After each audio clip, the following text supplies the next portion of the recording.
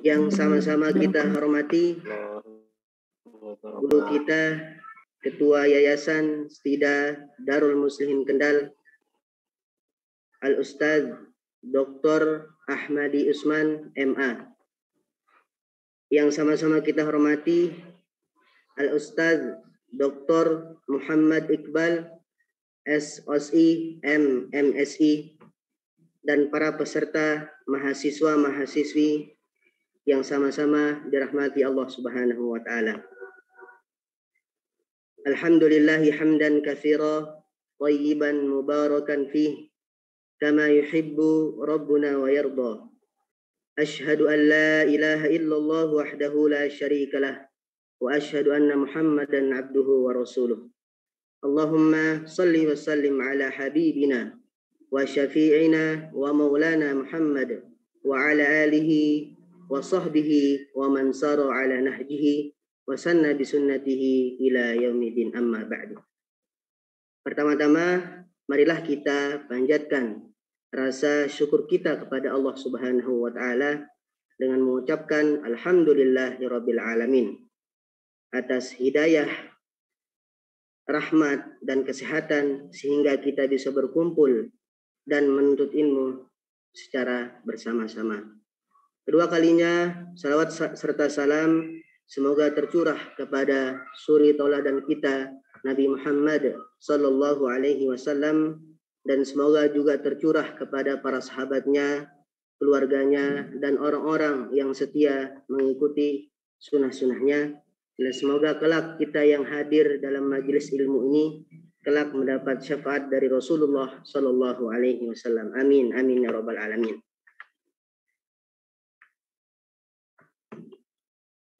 Baik teman-teman, sebelum kita mulai alangkah baiknya kita akan menyapa dulu materi kita ini, narasumber kita. Assalamualaikum Ustaz. Waalaikumsalam warahmatullahi wabarakatuh. Gimana kabar Ustaz, sehat? Alhamdulillah sehat. Alhamdulillah. Semangat, semoga tetap sehat Ustaz. Terus amin. Berkah ilmunya juga kepada Ustadz Ahmadi dan kepada rekan-rekan, semoga kita semua diberikan kesehatan. Pada kesempatan kali ini saya begitu senang ya menyapa para mahasiswa peserta webinar semua, ya, khususnya mahasiswa-mahasiswi jurusan KPI yaitu Komunikasi Penyiaran Islam. Sebagai mahasiswa jurusan KPI, kita harus menyiarkan Islam dan menebarkan ajaran Rasulullah Shallallahu Alaihi Wasallam, yaitu juga sebagai bagian dari visi misi kita bersama, sebagaimana sabda Rasulullah Shallallahu Alaihi Wasallam, "Ballighu anni walau ayah." Sampaikanlah tentang diriku walaupun itu satu ayat. Sekarang di zaman yang serba modern, serba canggih, betapa banyak website atau akun media sosial yang secara sengaja dibuat untuk menghancurkan Islam. Oleh karena itu, kita sebagai mahasiswa tentu tidak bisa berdiam diri, namun harus bangkit, harus menguasai apa itu media, agar kita bisa melawan musuh-musuh Allah Subhanahu wa taala. Nah, salah satu kesempatan kita hari ini untuk bisa menuntut ilmu, bisa mendengarkan webinar yang bertemakan urgensi penguasaan teknologi informasi komunikasi dalam dakwah. Saya berharap para mahasiswa-mahasiswi bisa mengikuti dari awal hingga akhir. Baik, izinkan saya sebagai MC dan moderator untuk menyampaikan susunan acara sebagai berikut. Acara pertama yaitu pembukaan, acara kedua pembacaan ayat suci Al-Quran, acara ketiga sambutan, acara keempat pemaparan materi, acara kelima tanya jawab, dan acara terakhir doa dan penutup. Agar lebih barokahnya acara kita kali ini, marilah kita sama-sama membuka dengan lafaz al-basmalah. Bismillahirrahmanirrahim. Acara kedua yaitu pembacaan ayat suci Al-Quran yang akan disampaikan oleh saudara kita Dimas Yusuf Pamungkas. Waktu dan tempat kami persilahkan.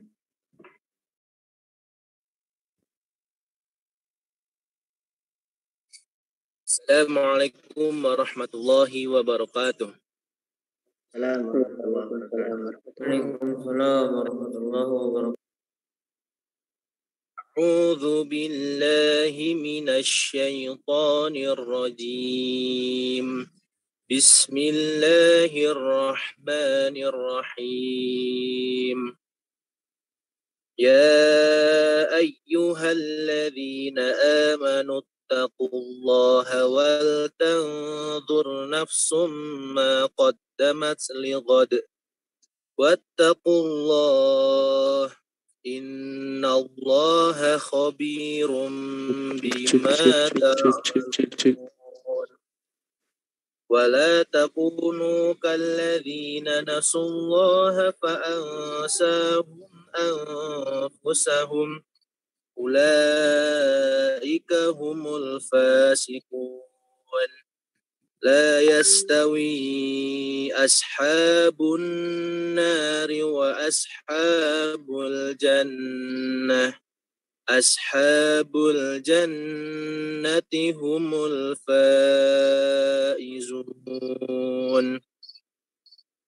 لو أنزلنا هذا القرآن على جبل لرأيته خاشعا متصدعا من خشية الله وتلك الأمثال نضربها للناس لعلهم يتفكرون هو الله الذي لا إله إلا هو عالم الغيب والشهادة هو الرحمن الرحيم هو الله الذي لا إله إلا هو الملك القدوس السلام المؤمن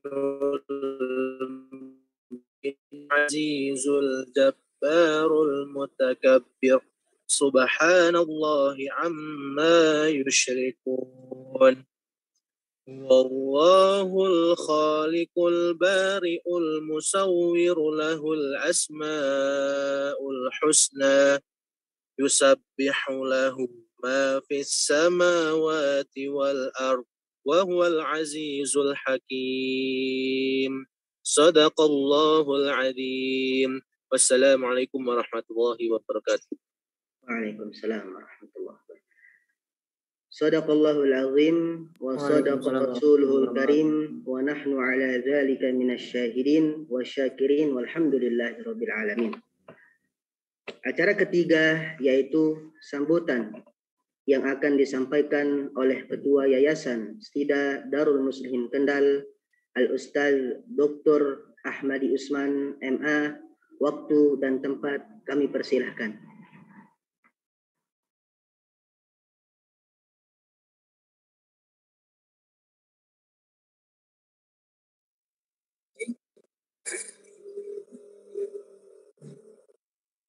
Mohon maaf karena kondisi saya di perjalanan, jadi mudah-mudahan tidak mengganggu rasa perjalanan kita dalam menuntut ilmu. Bismillahirrahmanirrahim. Assalamualaikum warahmatullahi wabarakatuh. Waalaikumsalam warahmatullahi wabarakatuh. Alhamdulillah wa syukurillah ala ni'matillah. La haula wa la quwata illa billah amma ba'du. Yang kami hormati Dr. Muhammad Iqbal, yang mudah-mudahan senantiasa dirahmati oleh Allah Subhanahu wa taala. Yang saya hormati para asatidz, para dosen, pimpinan Stida dan pimpinan Ma'had Ali serta para musyrif yang mudah-mudahan dirahmati oleh Allah Subhanahu wa taala. Yang kami hormati juga pembawa acara sekaligus MC kita ya pada hari ini, Ustadz Afrian Mahardika, dan juga mahasiswa-mahasiswi yang mudah-mudahan dirahmati oleh Allah Subhanahu wa taala. Alhamdulillah di pagi hari ini dengan izin Allah kita ini mudah-mudahan kita berharap kegiatan kita berjalan dengan lancar, mengambil ilmu yang bermanfaat dan bisa bersilaturahim dengan Dr. Muhammad Iqbal, sehingga mudah-mudahan dari pertemuan ini kita bisa melahirkan ide-ide, memiliki kebersamaan dalam langkah-langkah dan dengan harapan untuk kebangkitan kita semua serta kebangkitan umat. Bismillahirrahmanirrahim. Dalam hal ini saya selain memberikan sambutan juga mungkin nanti akan membuka kegiatan ini atau mungkin kita sebut dengan keynote speaker ya, artinya sebagai kata pengantar untuk kegiatan kita pada kesempatan pagi hari ini. Ada beberapa hal yang perlu untuk kita sampaikan di dalam kegiatan ini. Yang pertama, bahwa alam ini adalah milik Allah. Langit yang Allah ciptakan dengan seluruh fasilitas yang ada di bawahnya, ada bulan-bulan, ada bintang-bintang, ada frekuensi di dalamnya, ada gelombang di sekitarnya. Bahkan kalau kita lihat ada tiang-tiang yang Allah Subhanahu wa taala tidak tampakkan kepada kita. Karena Allah ciptakan langit tanpa tiang, tapi Allah sudah membuat sistem yang sedemikian hebat. Ini menggambarkan kepada kita bahwa umat Islam adalah umat yang paling besar diberikan anugerah teknologinya oleh Allah Subhanahu wa taala. Maka dalam hal ini mudah-mudahan Allah Subhanahu wa taala berikan kepada kita kemudahan dalam menjalani setiap aspek kehidupannya. Karena bagaimanapun kita ini sebagai umat Islam harus menjadi umat yang kuat. Umat yang bisa memberikan setiap manusia manfaat yang sehebat-hebatnya. Saya mungkin dalam kesempatan kali ini ingin menyampaikan beberapa poin penting. Yang pertama, bahwa sesungguhnya Allah Subhanahu wa taala memberikan kepada kita bumi ini sebagai titipan sementara bagi kita. Allah Subhanahu wa taala sudah memberikan setiap para nabi memiliki teknologi yang canggih dan tinggi di masanya masing-masing. Perhatikan bagaimana Nabi Nuh alaihissalam. Ketika Allah Subhanahu wa taala saat itu belum mengenalkan satu teknologi benda yang bisa berada di atas air, saat itu Allah memerintahkan Nabi Nuh mempersiapkannya dengan waktu yang cukup panjang, membuat perahu sehingga dengan teknologi itulah Nabi Nuh terselamatkan. Kemudian yang kedua, kalau kita lihat sepanjang sejarah peperangan yang dimiliki oleh manusia pada saat Nabi Daud alaihissalam, saat itu tidak ada kekuatan yang bisa menjadi tameng untuk diri mereka. Kecuali yang memiliki kecanggihan itu diantaranya adalah Nabi Daud dengan baju besi. Di dalam riwayat dikatakan bahwa orang yang pertama kali membuat baju besi itu adalah Nabi Daud alaihissalam, dan beliau bisa membuat kurang lebih 5.000 dari baju yang dipakai oleh orang-orang saat itu ketika menghadapi peperangan antara Tolut dan Jalut. Ini sebuah teknologi yang dimiliki oleh umat Islam yang sangat hebat. Nah, ini menggambarkan kepada kita bahwa Allah Subhanahu wa taala telah memberikan kepada kita sebagai hamba-hambanya teknologi yang begitu canggih. Begitu juga dengan apa yang kita lihat dengan Nabi Sulaiman alaihissalam. Dia bisa menaiki angin ya dengan kecepatan yang sangat tinggi. Ya, dia juga dalam hal ini bisa bicara dengan binatang. Ya, bisa bagaimana membuat sedemikian rupa. Ya. Nah, kalau kita lihat di dalam surat An-Naml, Allah membangun peradaban dengan teknologi yang canggih, itu bukan hanya pada teknologinya, tapi juga pada sumber daya manusia. Makanya di dalam gambaran Nabi Sulaiman alaihissalam kita lihat di situ ada ketelitian, ada loyalitas, ada kedisiplinan, ada pelatihan yang ketat, ada bagaimana cara mengirim dan menerima informasi, semuanya dijelaskan di dalam surat An-Naml. Ini menggambarkan bahwa umat Islam ini sebenarnya sudah memiliki teknologi, baik teknologi yang sifatnya natural dari diri kita, dengan kejujuran yang kita miliki, sikap tegas dan loyalitas, serta bekerja keras, di samping dengan teknologi yang membutuhkan ilmu, yang membutuhkan pengetahuan. Ya, barangkali nanti kita akan belajar tentang bagaimana teknologi yang kemudian merupakan bagian dari terapan pengetahuan. Kemudian juga kalau kita lihat di dalam surat Asy-Syu'ara, Allah Subhanahu wa taala menurunkan surat Asy-Syu'ara ini termasuk surat yang cukup panjang. Di antara surat-surat Makkiyah yang panjang ini adalah surat Asy-Syu'ara. Ya, bisa kita bayangkan, surat Asy-Syu'ara ini memiliki tingkat kepanjangan 227 ayat. Hampir mendekati surat Al-Baqarah di dalam surat Al-Madaniyah, yaitu yang turun di kota Madinah. Surat Asy-Syu'ara ini menjelaskan tentang bagaimana teknik publikasi dan bagaimana teknik berkomunikasi. Waktu itu yang memiliki penguasaan komunikasi dan publikasi itu adalah para syu'ara, para ahli syair. Allah Subhanahu wa taala menyebutkan nama surat Asy-Syu'ara itu adalah karena Allah ingin agar umat Islam ini menguasai teknik komunikasi, berinteraksi sehingga kita tetap bisa mengajarkan Islam dengan apapun yang terjadi. Terakhir, bahwa Allah sudah memberikan bekal kepada kita dengan semua ajaran-ajaran Allah, tinggal bagaimana kemudian kita mengelola pikiran kita, akal kita, menciptakan teknologi-teknologi yang lebih canggih lagi sehingga bisa diterima dengan mudah dan bisa dimanfaatkan oleh orang sebanyak-banyak. Barangkali itu sebagai pembukaan dari kami. Mudah-mudahan dari apa yang kami paparkan singkat ini memberikan semangat kepada kita bahwa kita belajar tentang bagaimana urgensi dari sebuah teknologi ya dalam berinteraksi atau berkomunikasi, terutama masalah dakwah kita butuhkan semua perangkat-perangkat ini dengan sebaik-baiknya. Demikian, mudah-mudahan bermanfaat dan mudah-mudahan Dr. Iqbal hari ini akan memberikan banyak hal yang baik untuk kita. Mudah-mudahan kita bisa mengambil manfaatnya dan kita bisa menerapkan dalam kehidupan sehari-hari.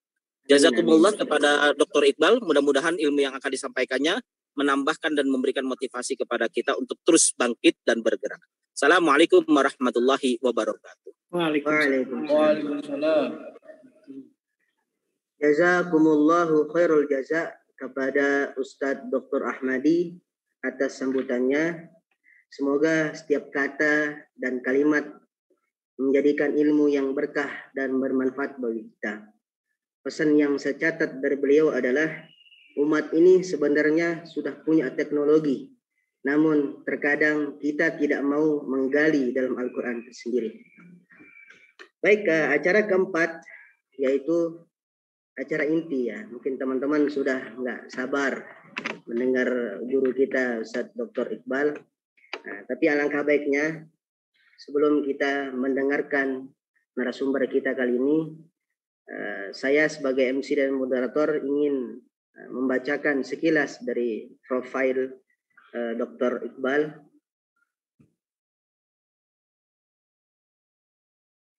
Beliau ini salah satu ulama ya, salah satu intelektual.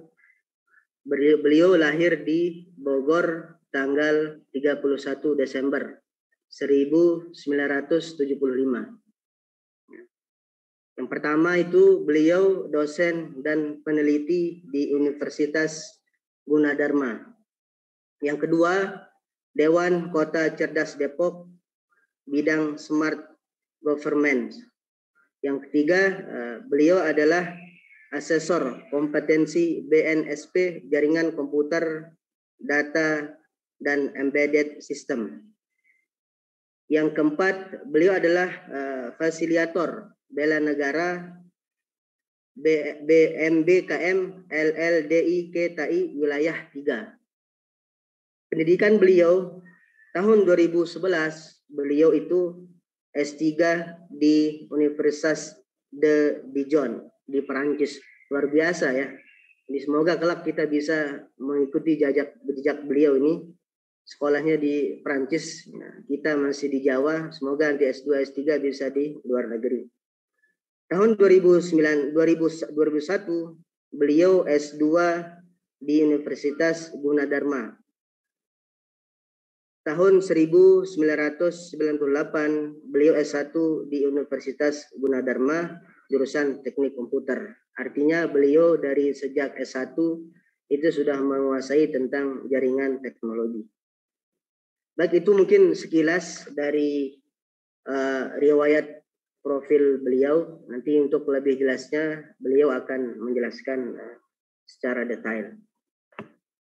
Dihimbau juga kepada mahasiswa untuk menyiapkan alat tulis dan mendengarkan secara seksama dan mencatat poin-poin apa yang disampaikan oleh Dr. Muhammad Iqbal dan kepada semua mahasiswa-mahasiswi jurusan KPI. Saya harap untuk bisa mengikuti dari awal hingga akhir. Kepada Al-Ustaz Dr. Muhammad Iqbal, waktu dan tempat kami persilahkan.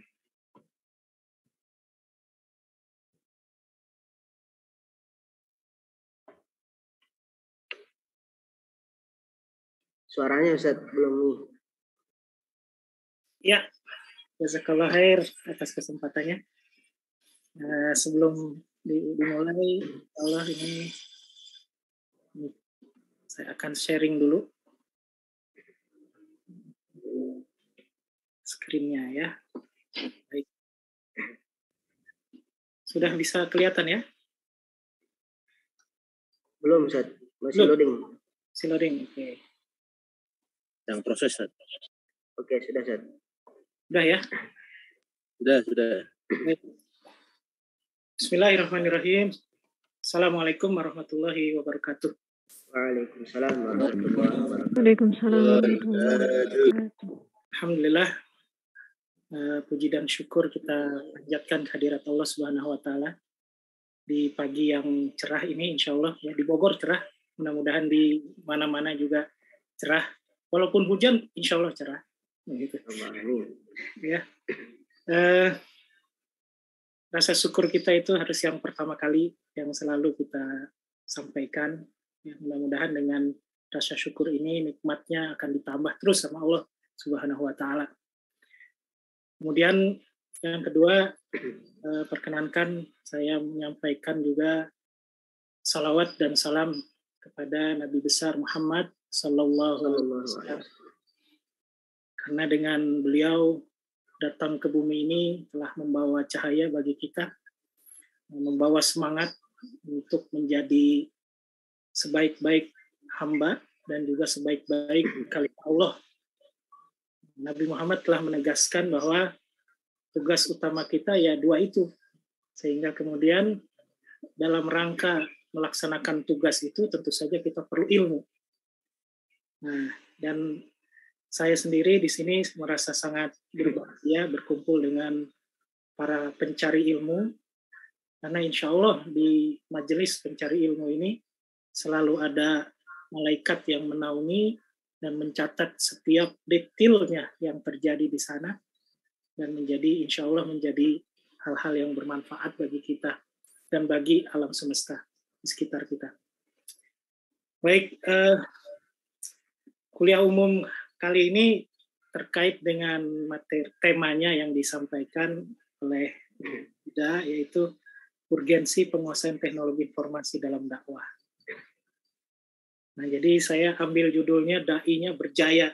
Dai berjaya pada era industri 4.0 sebagai bagian dari Society 5.0. Waduh, ini ada bahasa-bahasa apa ini? Gitu. Kita perlu mengetahui dunia ini, sebagaimana kita mempelajari tentang akhirat. Dan Nabi Muhammad SAW pernah bersabda, kalianlah yang paling tahu urusan dunia kalian. Maka beranjak dari situ, ya kita harus tahu. Harus mencari tahu. Baik. Saya mulai dari bagaimana kita harus memahami industri 4 dan Society 5. Kalau kita perhatikan, sekarang ini kita sudah masuk ke revolusi industri yang keempat. Revolusi industri yang ke-1 tahun 1700-an.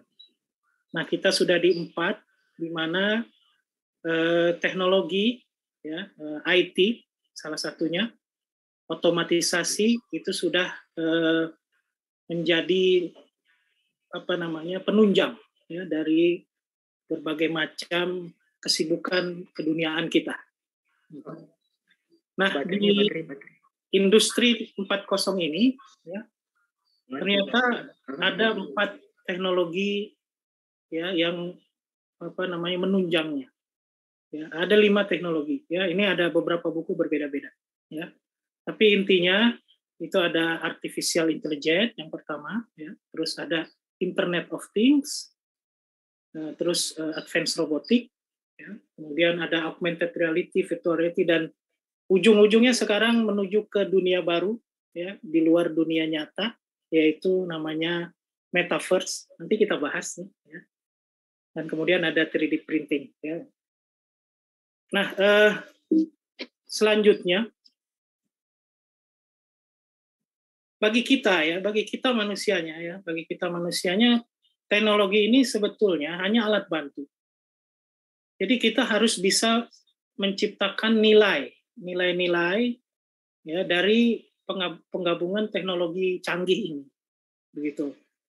Ya, dimensi nilainya itu mulai dari ke pribadi kita secara individual, ya, kepada masyarakat kita, ya.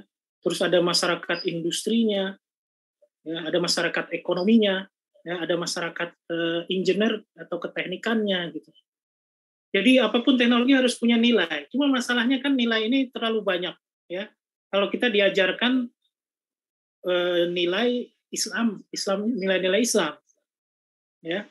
Jadi apa yang saya baca selama ini, ya, saya temukan bahwa semua yang ada, nilai-nilai yang ada itu hanya nilai yang berhubungan dengan keduniaan, gitu, ya. Keahlian-keahlian misalnya, ya, perekayasaan, kemampuan perekayasaan, ya. Semuanya untuk kebahagiaan manusia, tapi levelnya adalah level fisikal. Nah, sebetulnya ada kebahagiaan lebih lanjut lagi, ya, karena salah satunya yang selalu saya ikuti dari Pak Ustadz Ahmadi, ya, dalam pengajian beliau, bahwa kesuksesan sejati itu levelnya bukan pada level fisikal, gitu. Lebih ke spiritual, lebih kepada bagaimana kita bisa melaksanakan perintah Allah, menjauhi larangannya dengan sebaik mungkin yang kita bisa, sehingga kemanfaatan kita sebagai khalifah Allah di muka bumi semakin luas. Jadi kita harus memasuki ini, ya, memasukkan, maksud saya, Islamic value ini sebagai salah satu apa yang kita bisa pegang, ya, ketika kita harus berkecimpung di teknologi industri ini, ya. Ini teknologi canggih semua, ya. Nah, kemudian di Indonesia sendiri, ya, sektor yang terkait dengan industri 4 itu nggak semuanya dipilih menjadi prioritas, ya. Yang paling banyak itu yang dipilih yang pertama itu tentang industri makanan dan minuman. Terus industri tekstil, baru otomotif, lalu elektronik, dan bagian terakhir itu ada chemical. Ada 5 sektor aja, ya, karena Indonesia juga sudah mengukur, ya, pemerintah kita sudah mengukur sejauh mana yang bisa dilakukan sebagai prioritas awal, ya. Akhirnya yang dipilih 4. Jadi ini perlu kita ketahui nih, ya, para dai, para duan yang ada di sini, ya, kita harus ketahui bahwa nanti kebanyakan orang akan masuk ke wilayah-wilayah ini di negara kita. Ya, jadi nanti misalnya selesai dari pesantren, ya, ada yang memang beristiqomah di dalam bidang pendidikan, tapi juga nanti ada santri-santri yang masuk ke industri-industri yang ada di masyarakat, tentu saja. Makanya dengan pengetahuan ini, ya, di Indonesia ini ada 5, ya, top 5, ya, dari sektor ini yang akan pasti selalu banyak orang di dalamnya. Ya, kita harus mendampingi orang-orang itu. Ya, jadi begitu. Kemudian selanjutnya, ya, untuk di Indonesia ini, ya, untuk bisa mengukur, ya, apakah penerapan industri 4 itu sudah bagus atau tidak, dibikinlah satu indeks, ya, untuk mengukur apakah industri itu sudah siap, apakah kita sudah siap menghadapinya. Nah, kalau ngelihat di sini ada 5 pilar, ya, dan masing-masing pilar ada yang 3, ya, ada yang 4, gitu, ya. Ternyata pilar ke-1, ya, dan pilar kedua itu isinya berhubungan dengan manusia. Jadi artinya apa? Yang harus dikuatkan itu manusianya, terutama soft skill-nya. Ya. Nah, di sisi yang lain, ya, yang pilar yang lainnya itu teknologinya, berarti penguasaan manusia terhadap teknologinya. Ya, di tengah-tengahnya itu ada tentang produk dan service, itu merupakan bagian dari dua kriteria, ya, yang langsung berhubungan dengan teknologi. Ya. Nah, artinya di sini lihat, bisa ya nomor 1 sampai 3 misalnya, strategi dan kepemimpinan itu yang harus kita buat oleh manusia. Ya, proses investasi juga, investasi yang seperti apa? Kalau kita kan nggak bisa sembarangan investasi kaum muslimin. Ya, kemudian inovasi seperti apa? Kompetensinya seperti apa, kemampuannya, budayanya seperti apa, ya, dan kemudian keterbukaan dia terhadap perubahan itu seperti apa. Ya, nah jadi itu termasuk ini adalah salah satu bagaimana cara mengukur apakah sebuah masyarakat mampu atau tidak, ya, atau siap atau tidak menghadapi industri 4. Ya. Nah kemudian selanjutnya ini adalah gambaran, ya, aktivitas-aktivitas yang kemudian terjadi di industri 4.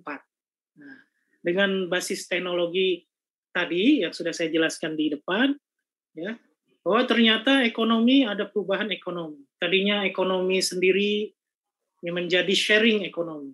Nanti akan kita lihat.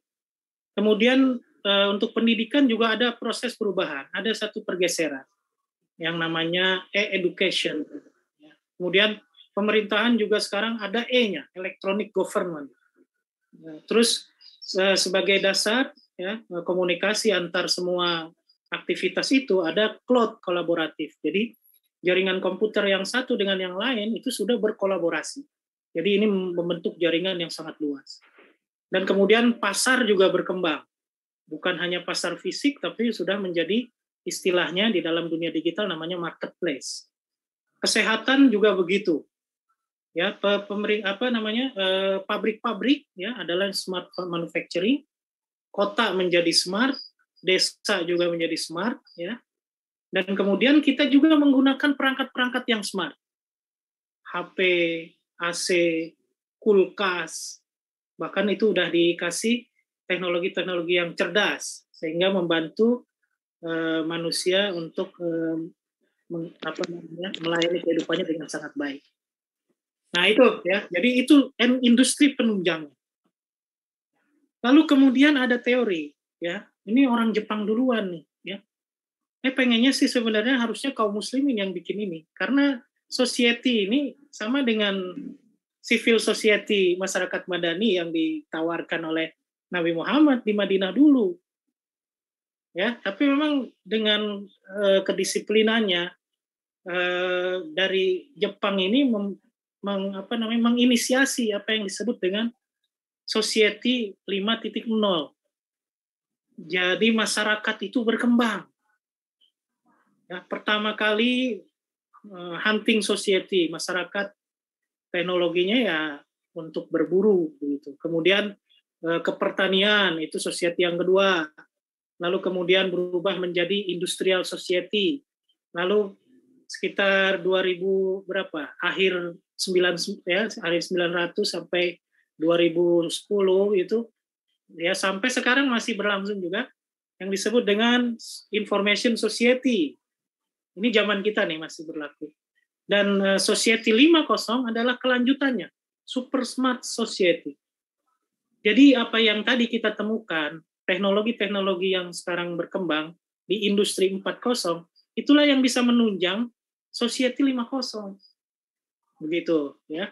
Jadi hal-hal yang tadinya membingungkan, ya, hal yang tadinya misalnya membuat manusia terisolasi, sekarang berubah menjadi terkoneksi, ya. Kemudian dikerjakan akhirnya dibantu oleh teknologi dengan sangat baik. Ya, jadilah proses digital transformasi, ya. Kemudian mulai ada imagination, ya. Imagination akhirnya sekarang timbullah dunia kedua, ya, yang ada di internet, yaitu metaverse, ya. Orang lagi berlomba-lomba untuk mendapatkan standar-standar ya supaya bisa hidup di dunia yang kedua itu, gitu. Mempersiapkan infrastrukturnya dan sebagainya. Dan semuanya itu sebetulnya dengan tujuan menyelesaikan semua masalah manusia, memudahkan kehidupan manusia, dan kemudian membuat nilai-nilai kehidupan menjadi lebih nyaman. Jadi orang Jepang ini memang pengen kehidupannya nyaman gitu. Ya, dan itu bisa diterima konsep ini. Ini sebagai gambaran aja gitu, ya. Ada peningkatan kualitas hidup masyarakat. Ya, yang misalnya awalnya ya ketika sekarang kita nyari informasi itu banyak sekali di mana-mana, susah, nyarinya juga susah. Ya. Kemudian ada batasan juga untuk apa yang bisa dapat dilakukan ya dengan ketika melakukan pencarian informasi di internet yang sangat melimpah, itu kan jadi beban tuh, datanya banyak, terus harus dianalisis gitu, ya. Dan nggak semua orang sempat menganalisis apa yang terjadi di internet itu ya, dan menggunakan hasil analisisnya itu untuk kemaslahatan dia, gitu kan. Jadi dengan adanya society semua itu, kita berbantuan teknologi, kita bisa menyelesaikan masalah-masalah kita. Itu harapannya itu ya, harapan industri 5, society 5. Nah, harapan itu bisa tercapai ya dengan memanfaatkan teknologi yang ada di industri 4.0. Ya. Tadinya nih ya, Information Society 4 ini ya, semua ini dilakukan ya oleh seorang-seorang masuk ke cloud, login masing-masing ya. Jadi masing-masing ya masih terpisah-pisah. Tapi begitu di Society 5 dengan dukungan teknologi 4 tadi, maka semuanya itu seakan-akan menjadi satu informasinya. Cloud itu menjadi lebih cerdas lagi ya. Cloud itu menjadi tempat pengolahan besar, menjadi big data di sana, dan ternyata diolahnya dengan kecerdasan buatan begitu. Ya, mendapatkan analisis, manusia mendapatkan nilai-nilai gitu ya, tambahan-tambahan pengetahuan sehingga kemudian keputusan-keputusan untuk hidupnya menjadi lebih mudah gitu. Ya, itu Society 5 ya. Jadi Society 5 juga terkait dengan perkembangan ekonomi, misalnya nih orang tua mudah bergerak, energinya juga tersedia. Sekarang kita lagi khawatir kekurangan energi. BBM naik, kita repot ya.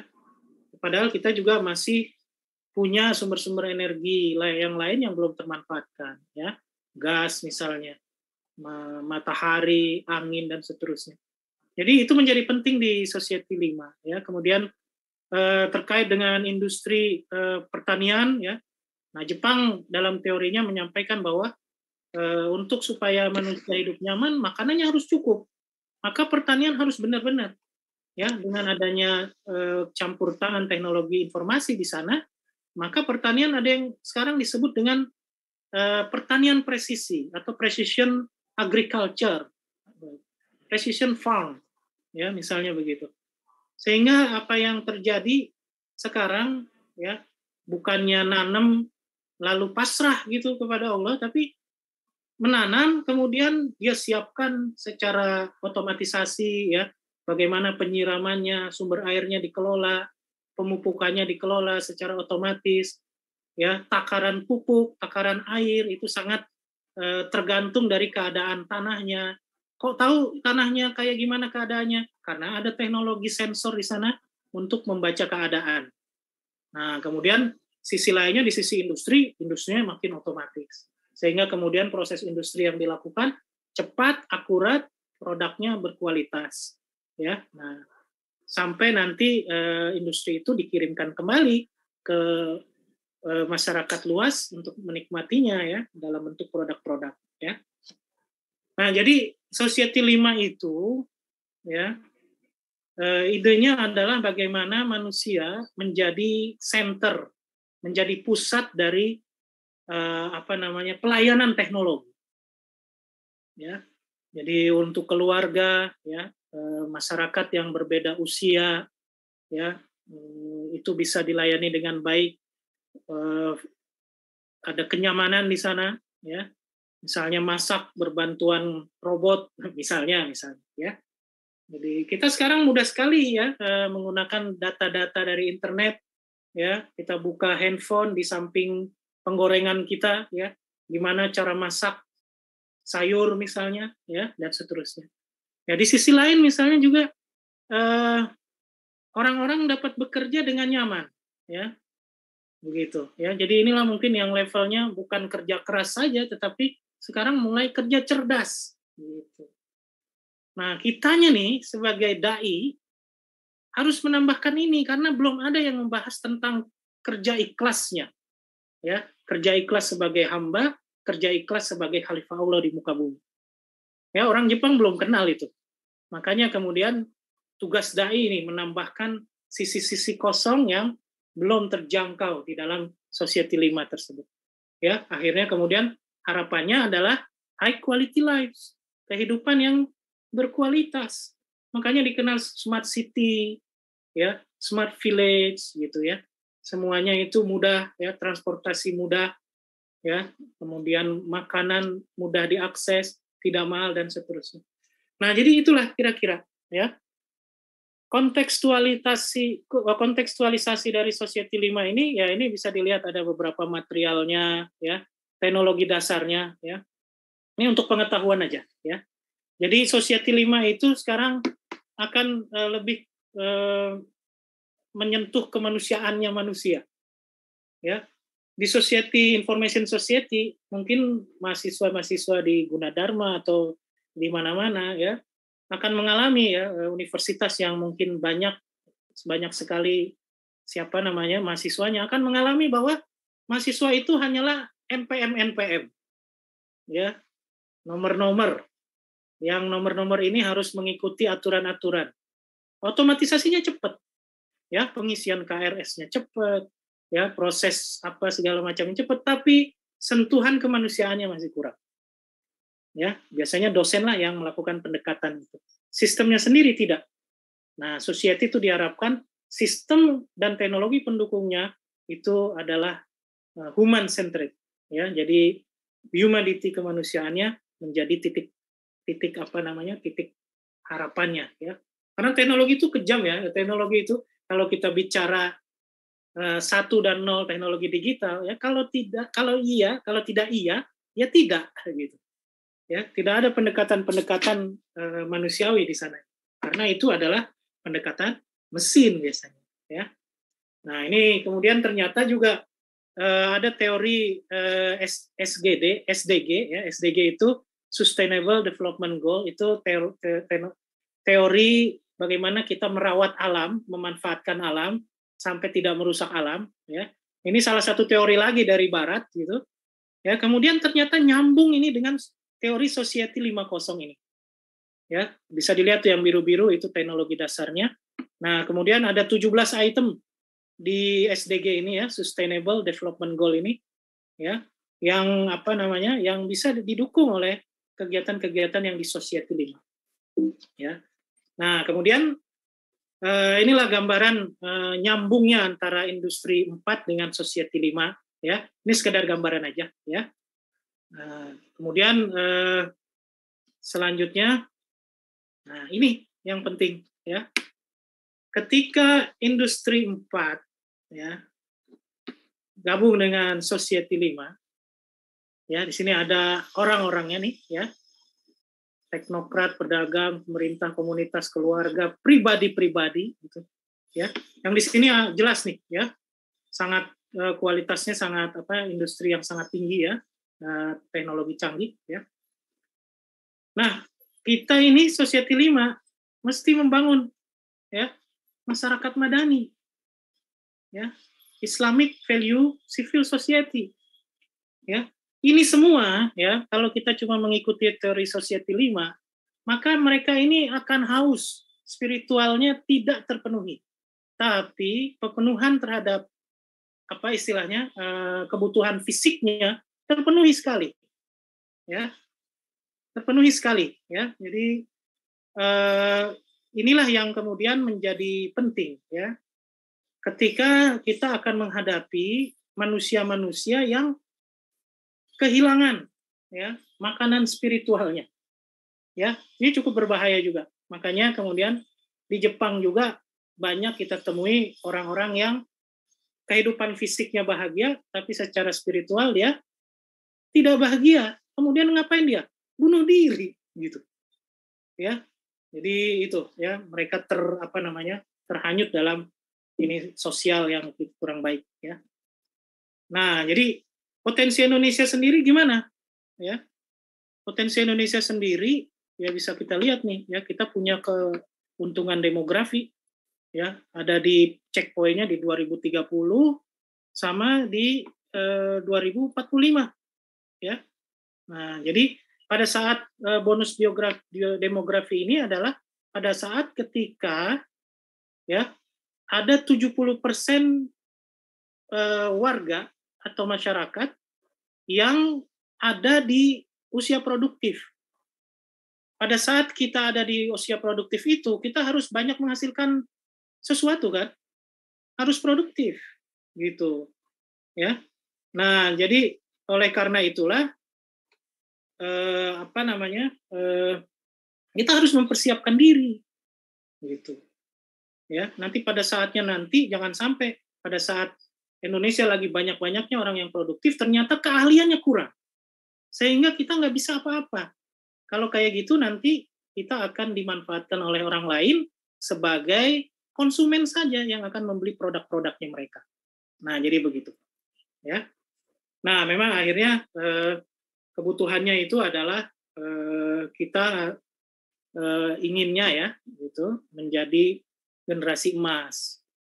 Ya, manusia yang beriman dan bertakwa, ya, berakhlak mulia, sehat, berilmu, cakap, kreatif, mandiri. Ya, di sini demografi ini kan kalau ini tujuan pendidikan nasional ya, gitu. Tapi tujuan pendidikan Islam lebih luas lagi. Selamat di dunia, di akhirat. Berhasil menjadi hamba, berhasil menjadi khalifah. Dan orang yang terbaik kita adalah orang yang paling banyak kemanfaatannya. Bagi siapa? Bagi dirinya, bagi masyarakatnya, ya bagi keluarga, masyarakat, dan bagi alam semesta di sekitarnya. Kita lebih luas lagi dari sekedar ini. Ya, nah kemudian inilah mungkin kompetensi yang diharapkan ya. Kita bisa lihat di sini bahwa di abad 21 ini kita perlu superstruktur ya dari organisasi. Orang-orang yang bisa menjalankan organisasi yang sangat luas dengan bantuan teknologi, dengan cakupan yang sangat luas. Ya bayangin aja, sekarang kita walaupun adanya di Indonesia, di Bogor, di Depok, tapi kita bisa menjangkau ya kuliah di luar negeri. Ya, saya di sini bisa bercengkrama dengan para mahasiswa, para asatidz di Kendal misalnya, dengan sangat mudahnya, dengan sangat jelasnya. Gitu. Makanya kemudian diharapkan ya, selain kita memang menguasai dasar-dasar ya Islam dengan sangat kuat, ya kita juga harus menerapkan ajaran-ajaran Islam itu ke skill-skill seperti yang saya udah kotakin warna merah ini, ya social intelligence, kecerdasan sosial, ya adaptive thinking, ya novel, ya kebaruan dan sangat adaptif terhadap keadaan yang sangat cepat berubah. Kemudian kita juga harus bisa lintas kultural, ya kita nggak ada bedanya lagi sama orang Amerika, orang Mesir, orang apa, kita sama semuanya. Keahlian itu bisa dipakai di mana saja. Ya, kemudian ada literasi dengan media-media yang baru yang sangat banyak, dan tentu saja kita sebagai manusia yang tugas awalnya adalah membaca, maka kita harus bisa menjangkau media literasi ini. Dan transdisiplin pula lagi, gitu ya. Dan kemudian ada kemampuan untuk mendesain, ya. Jadi apa-apa tuh kita cepat-cepat mendesain sesuai dengan situasi, keadaan dan seterusnya. Jadi itu soft skill yang dibutuhkan untuk abad 21, ya. Nah, jadi itu ya. Nah, prosesnya itu makanya kemudian pendidikannya nggak boleh berhenti, ya. Keterampilan sosial yang baik itu hanya bisa didapatkan dari personal yang bisa menerapkan ya pendidikan agamanya, ya bisa istilahnya apa?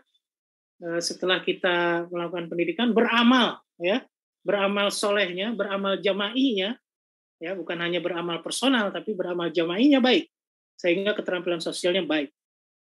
Ada kompetensi, kemampuan berinteraksi dengan berbagai budaya, ya. Jadi kita bisa belajar itu dari sahabat-sahabat Nabi, begitu mereka diutus oleh Nabi untuk menyampaikan Islam ke arah timur dan barat, bahkan sampai ke Cina, ya, dan seterusnya. Ya, itu berarti ada kompetensi berinteraksi dengan berbagai budaya yang berbeda. Kemudian kita juga harus mengisi literasi baru yang berhubungan dengan teknologi. Nah, kira-kira santri ini maunya kemana? Paling tidak nanti ada satu yang harus kita follow up misalnya, ya, bagaimana nanti ada bagian dari pendidikan pesantren yang mengambil salah satu bagian dari literasi baru ini untuk menjadi keahlian. Dan ini sudah jelas belajar sepanjang hayat. Sesuai ini dengan hadis Nabi. Ya, dari buayan sampai liang lahat mencari ilmu. Ya. Tapi jangan mencari aja, ya. Beramalnya juga, ya. Nah, sekarang jadi kesempatannya apa nih bagi kita nih sekarang, ya? Apa kesempatannya? Kita melihat bahwa ya pertumbuhan media penyebaran informasi itu sangat luar biasa. Ya, sejak awal abad ke-21 kita sudah mengalami kebanjiran informasi. Ya, kita bisa lihat di internet, kita bisa lihat di smartphone yang bisa mengakses sosial media, ya. Orang berlomba-lomba bikin konten, tapi lihat siapa yang bikin konten. Orang yang berilmu bukan, ya. Konten orang jatuh, ya, konten orang yang sekedar cuma ketawa-ketawa itu laku, ya. Apakah orang itu sekarang memang kebutuhannya itu? Konten-konten baiknya mana? Gitu. Ya. Apa konten baik salah penyampaian sehingga tidak tertarik orang. Nah, itu kita harus evaluasi. Ya, dan hati-hati di dalam teknologi informasi ini ada istilah yang namanya garbage in, garbage out. Garbage in, garbage out itu adalah ketika kita mengkonsumsi sampah, maka yang keluar dari kita adalah sampah, gitu. Makanya kita harus memperbaiki dulu apa yang kita konsumsi. Kita harus bisa memilah yang kita konsumsi, ya. Dalam arti ini informasi, ya, yang sangat banyak ini. Sehingga kemudian yang keluar dari kita adalah nilai tambah, nilai yang baik, kebaikan, begitu. Bukan sampah. Gitu. Tapi sekarang sampah aja laku, itu masalahnya. Ada aja yang nge-like tuh, ya. Luar biasa, ya. Jadi masyarakatnya, apakah masyarakatnya terlalu capek kerja sehingga kemudian males lah cari ilmu, saya mah dengerin yang ketawa-ketawa aja. Akhirnya konten yang gitu-gitu. Tapi kualitas spiritualnya, kualitas emosionalnya masyarakat kita jadi semakin turun. Makanya ada istilah kaum rebahan misalnya gitu.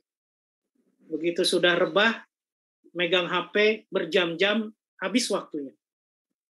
Tidak ngapa-ngapain. Nah, itu contoh.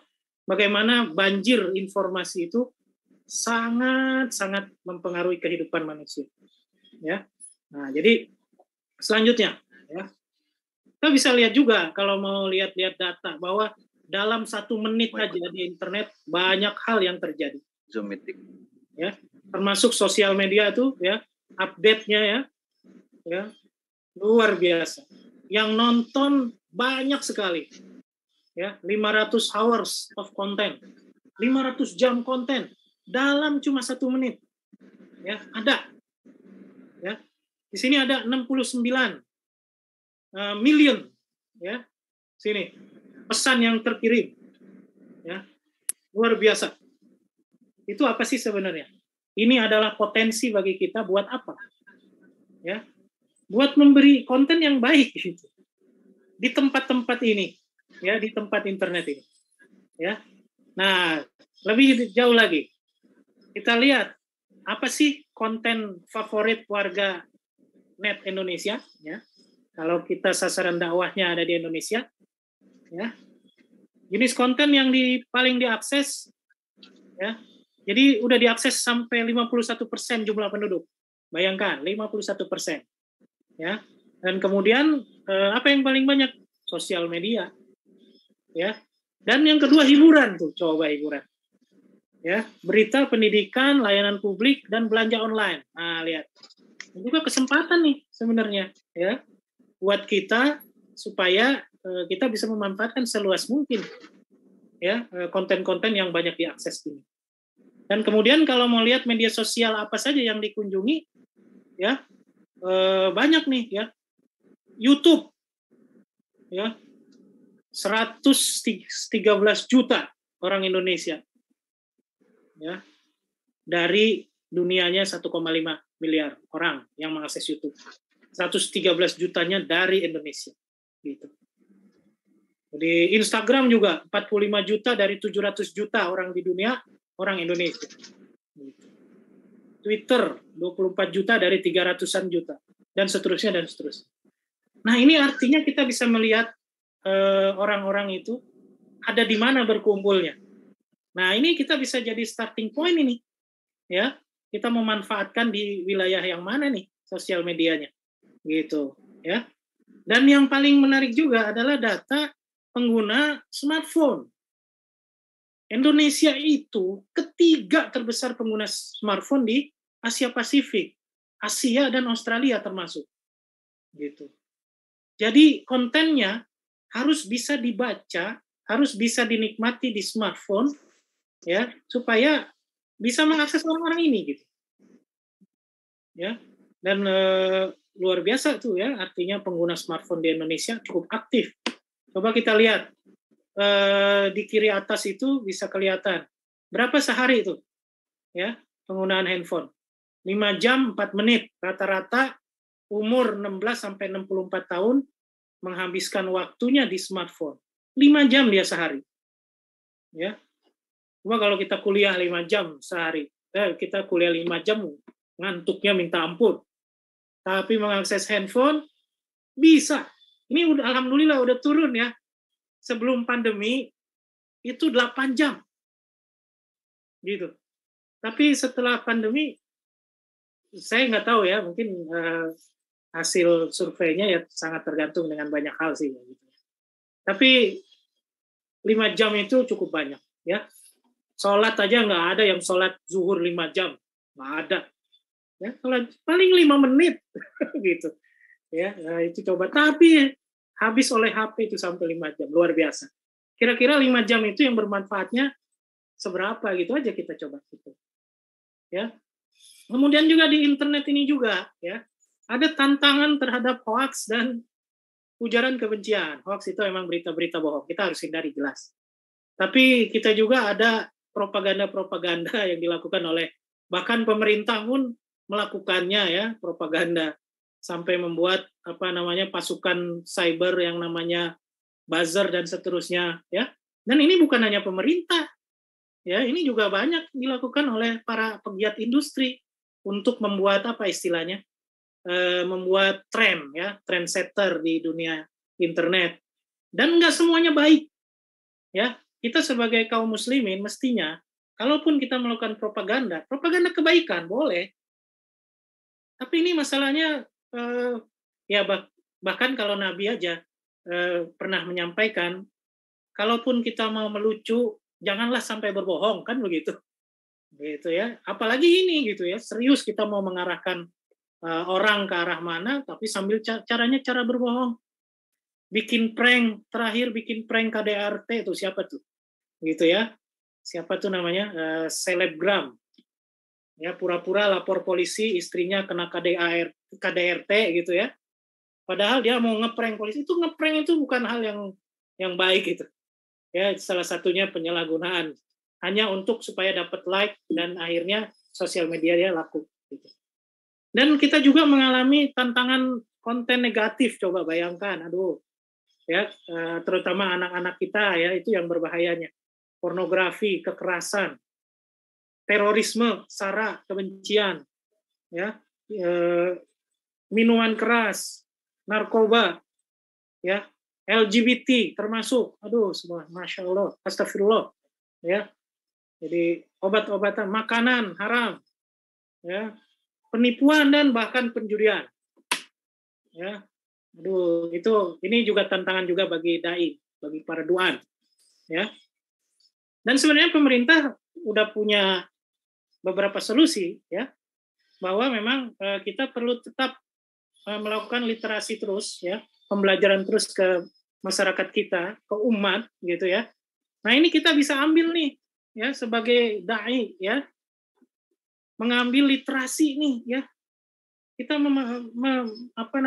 literasi digital kita tambah ininya, kemampuan kita. Kemudian kita turut, ya, mengajarkan masyarakat, anak-anak terutama misalnya, bagaimana berinternet sehat. Ya, terus terang kalau saya sampai di internet itu, yang menentukan itu adalah spiritualitasnya. Ya, karena dia sendiri akhirnya mengaksesnya. Karena memegang smartphone-nya sendiri-sendiri. Jadi itu sangat berpengaruh dari ketahanan jiwanya sendiri. Makanya kita harus lebih kuat lagi mengajarkan anak-anak kita, ya, untuk bisa menghindari konten-konten negatif yang itu, ya.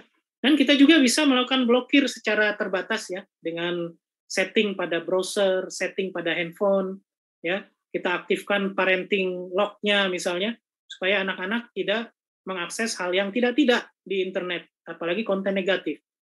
Ya, kalau pemerintah dia punya kekuasaan untuk melakukan pemutusan akses, memblokir, ya, dan juga penegakan hukum.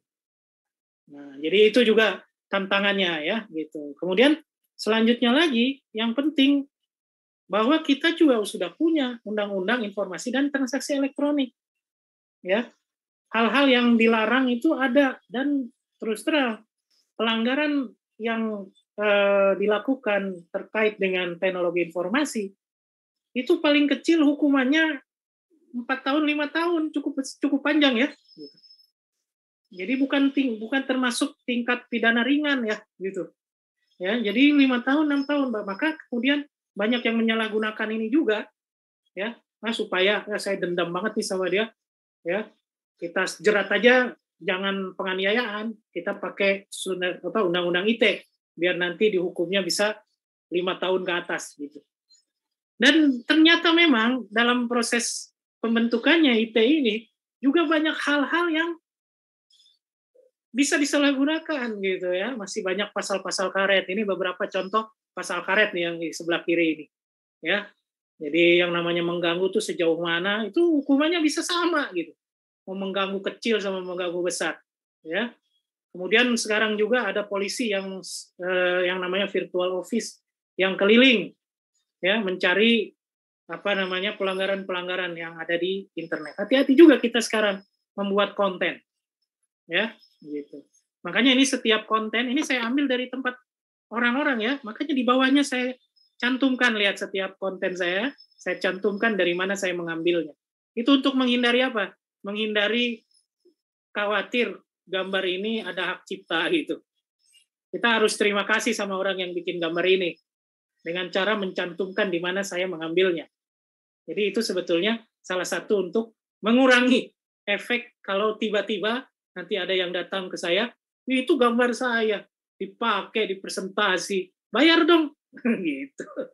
Ya, kok gambarnya diakui sebagai gambar kamu itu yang saya padahal kan bukan gambar kamu, misalnya begitu, ya. Selanjutnya, ya. Nah, ini baru mulai masuknya. Apa yang kita bisa kerjakan, ya. Jadi tantangan yang pertama, jadi saya akan bahas sekarang media sosial. Setelah itu nanti metaverse, biar kita pada tahu semua, ya, kira-kira apa yang kita perlu persiapkan menghadapi metaverse, terutama untuk dakwah, gitu. Ya, kita lihat dari media sosial. Ini sebenarnya banyakkan teori aja, ya. Jadi ini bisa dibaca lebih lanjut, ya. Tayangan ini sudah saya bagikan, ya. Nanti mudah-mudahan yang mau bisa di copy aja, ya, untuk tambahan pengetahuan. Jadi media sosial ini komunikasi elektronik, gitu, ya, di mana kita itu bisa mengeluarkan apa aja yang ada di diri kita, ya, supaya kita bisa tampil, gitu, ya. Daya kritis kita mau dikeluarkan, nanti kita dengan itu akan ada like, orang senang, ya orang melakukan forward, ya pendapat kita diteruskan dan seterusnya, ya. Jadi keterlibatan kita tuh di dalam media sosial memang sangat dikeluarkan, ya, difasilitasi. Jadi secara hukum media sosial itu hak asasi. Ada pasal 28 dan kemudian ini UUD ya, gitu ya. Kemudian ada yang 19 ayat 19 Kovenant Sipil PBB bahwa setiap orang mengukuhkan pendapat. Tapi hati-hati pendapatnya. Ada Ada frame-nya. Jangan sampai itu menjadi ucapan kebencian atau hoax gitu. Ya. Nih, hati-hati. Ya. Ada kebebasan yang bertanggung jawab. Harus menghargai hak dan reputasi orang lain, melindungi keamanan nasional, ketertiban sipil, moral publik. Nah, ini susah nih. Moral yang ada di Perancis berbeda dengan moral yang ada di Kendal. Ya, sesuatu yang kita upload ya di sosial media bagi orang Perancis oke. Tapi bagi warga Wellery itu masalah gitu. Hati-hati. Ya, itu misalnya. Ya, tidak mengobarkan perang, tidak menebarkan kebencian, rasisme, tidak mengganggu keamanan, ya, gitu. Nah, ini ada hati-hati di Undang-Undang ITE nih, ya. Kita nggak boleh juga memuat hal-hal yang bisa dipandang ilegal, itu juga akan bagian dari kita menyebarkan, ya, hal-hal yang ilegal. Makanya sekarang banyak yang ditangkap oleh Undang-Undang ITE, ya, yang menyebarkan konten. Pembuat konten udah pasti, tapi dia ikut menyebarkan, itu juga kena. Udah banyak korbannya, ya. Nah, jadi itu gangguan terhadap data, sistem dan seterusnya. Jadi ada hati-hati di sana, ya. Kemudian tentu saja medsos membuka keterbukaan informasi, semua berhak tahu, ya. Masyarakat bisa jadi narasumber. Kemarin ada kejadian yang menyedihkan ya di Stadion Kanjuruhan. Ya, tiba-tiba kita semua melalui WA, ya, melalui sosial media dapat informasi kejadiannya kayak gimana di dalam ketika terjadi penembakan gas air mata sehingga orang pada panik dan seterusnya. Itu semua orang bisa. Nah, tapi hati-hati juga, semua orang bisa melakukan memanipulasi video seakan-akan itu benar. Nah, itu juga salah satu ancaman yang kena kalau kita terapkan Undang-Undang ITE. Ya. Dan tentu saja ya, begitu kita sampaikan sesuatu di media sosial, kita harus siap dikritik, itu kan begitu. Ya. Dan kalau kita salah, kita harus selalu segera minta maaf. Ya. Tapi hati-hati, kalau salahnya melanggar hukum, minta maaf, tetap minta maaf, tetapi hukum tetap berjalan. Nah, itu juga berhati-hati, ya. Jadi karena karakteristik sosial media ini cepat, informasi begitu kita upload langsung tersebar ke jutaan orang yang lainnya, siapapun bisa mengunggah, ya. Makanya kemudian kita perlu melakukan manajemen media sosial. Nah, ini penting bagi para duat, para dai. Ya, kalau memang para dai ini punya Facebook, punya Instagram misalnya, ya. Jadi media sosial sebagai sarana dakwah, maka kemudian ya harus ada manajemennya. Ya. Aspek-aspek kejelasan siapa ya yang melakukan, artinya siapa yang menjalankan sosial media, ya. Percakapan itu juga jangan sembarangan. Kan kita banyak lihat ya orang-orang yang ada di pemerintahan, pemegang akun-akun punya pemerintah, tapi dia ngebales jawaban di sosial media dengan gaya bahasa yang kurang beradab bahkan gitu. Ya, jadi orang-orang itu termasuk, berarti di situ ada masalah manajemen sosial media yang kurang baik. Ya. Nah, ini beberapa platform sosial media. Bisa dibaca sendiri ya, macam-macam. Tapi kalau berdasarkan fitur ada yang relationship, contohnya Facebook.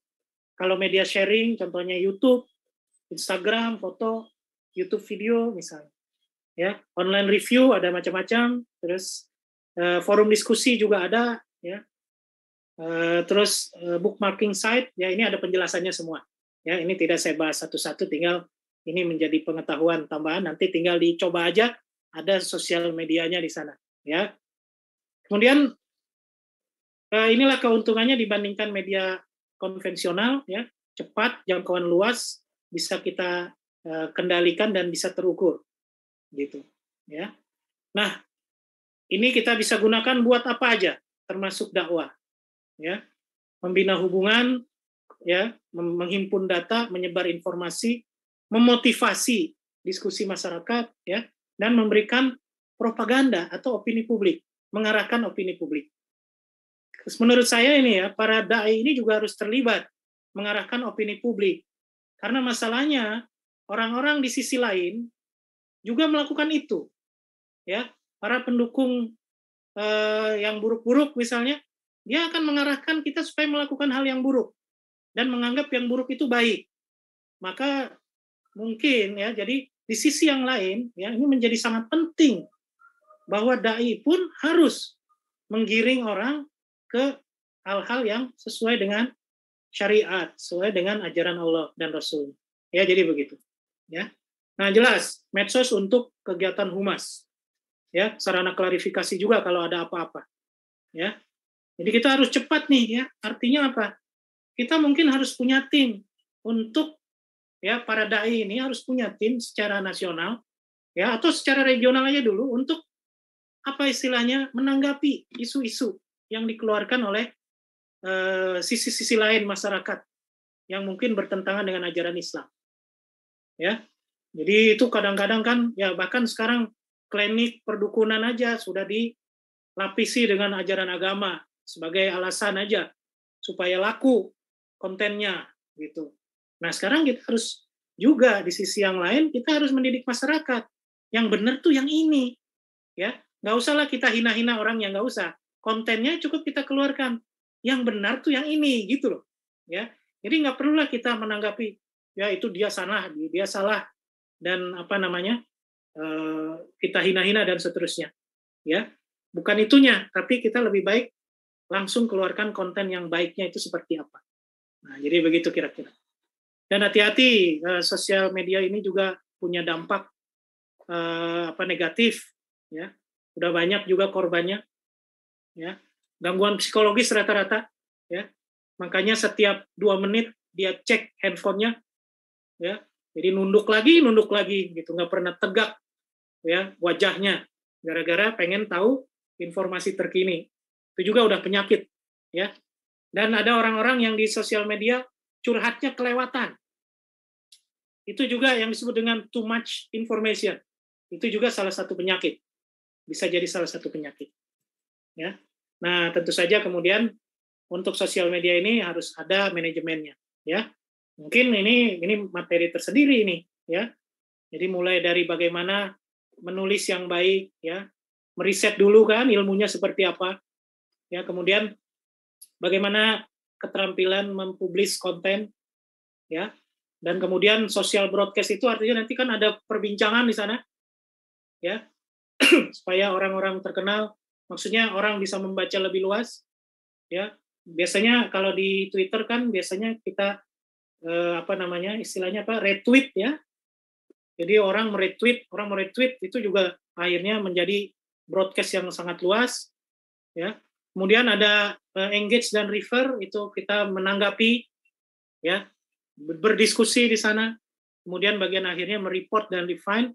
Kita akan melihat atau menilai bahwa kemarin konten yang sudah kita berikan kepada masyarakat, apakah sudah tersampai dengan baik, ya. Terus gimana ini masyarakat tanggapannya dan seterusnya. Itu harus kita selalu evaluasi. Jadi ini berulang terus. Ya, sehingga kemudian nanti, jadi kita bukan hanya lempar aja sosial media begitu saja. Saya pengen ini hari ini. Saya pengen ini hari ini. Nggak bisa. Sekarang harus mulai dari perencanaan. Sehingga apa yang keluar di sosial media adalah pembelajaran bagi orang lain. Ya, jangan hanya sekedar konten-konten yang tidak bermakna, ya, yang menghabiskan waktu orang lain, waktu berharga orang lain.